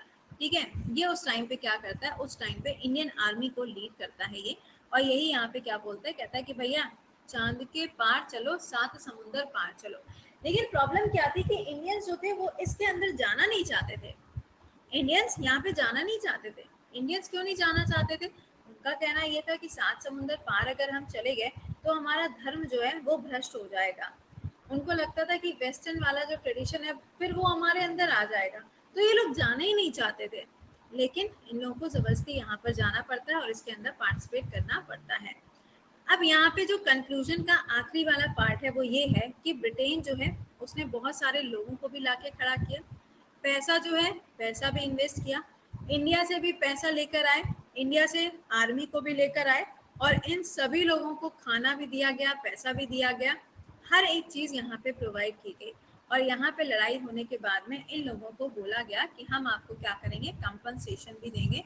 और इन सभी सोल्जर्स को क्या मिला, कंपनसेशन भी दिया गया। और यहीं पे होता है इसका एंड, और इसे बोला जाता है war to end all wars. इसे कहा जाता है कि भैया ये जो विश्व युद्ध यहाँ पे खत्म होने जा रहा है, ये एक ऐसा विश्व युद्ध था जो क्या करेगा, जितनी भी लड़ाइयाँ चल रही थी सबको खत्म कर देगा। लोगों को बड़ा इत्मीनान हुआ, लोग बड़े खुश हुए, अरे वाह पहला वाला विश्व युद्ध समाप्त हो गया। लेकिन लोगों को नहीं पता था कि उस यूके के सोल्जर ने एक ऐसे व्यक्ति को बचा लिया है जो नई वाली कहानी को एक बार फिर से शुरू करेगा। और ये नई वाली कहानी जो है ये हमारी शुरू हो जाएगी, और कोशिश करेंगे कि संडे वाले दिन पे आपको एक ही क्लास में पूरा का पूरा वर्ल्ड वॉर 2 पढ़ा दें। ठीक है ना, समझ गए? तो ये याद रखिएगा। चलो, इतनी सारी बातें मैंने आपको बता दी, मैंने आपको सारे पॉइंट्स बता दिए, करीबन 7-8 पॉइंट्स है, सारे पॉइंट्स यहाँ पर हो गए हैं और उम्मीद करेंगे कि आपने इनको लिख भी लिया होगा। चलिए, अब आपसे मिलते हैं शाम को 4 बजे ग्रुप डी के सेशन में। टिल देन वर्ल्ड वॉर 2 छोटा नहीं है, लेकिन हाँ हम उसे एक क्लास में खत्म कर सकते हैं। करीबन 1 घंटे का टाइम लगेगा, पूरा 1 घंटा चाहिए होगा। ठीक है, देखते हैं। चलो, अब मिलते हैं आपसे 4 बजे। टिल देन खुश रहिए, मुस्कुराते रहिए।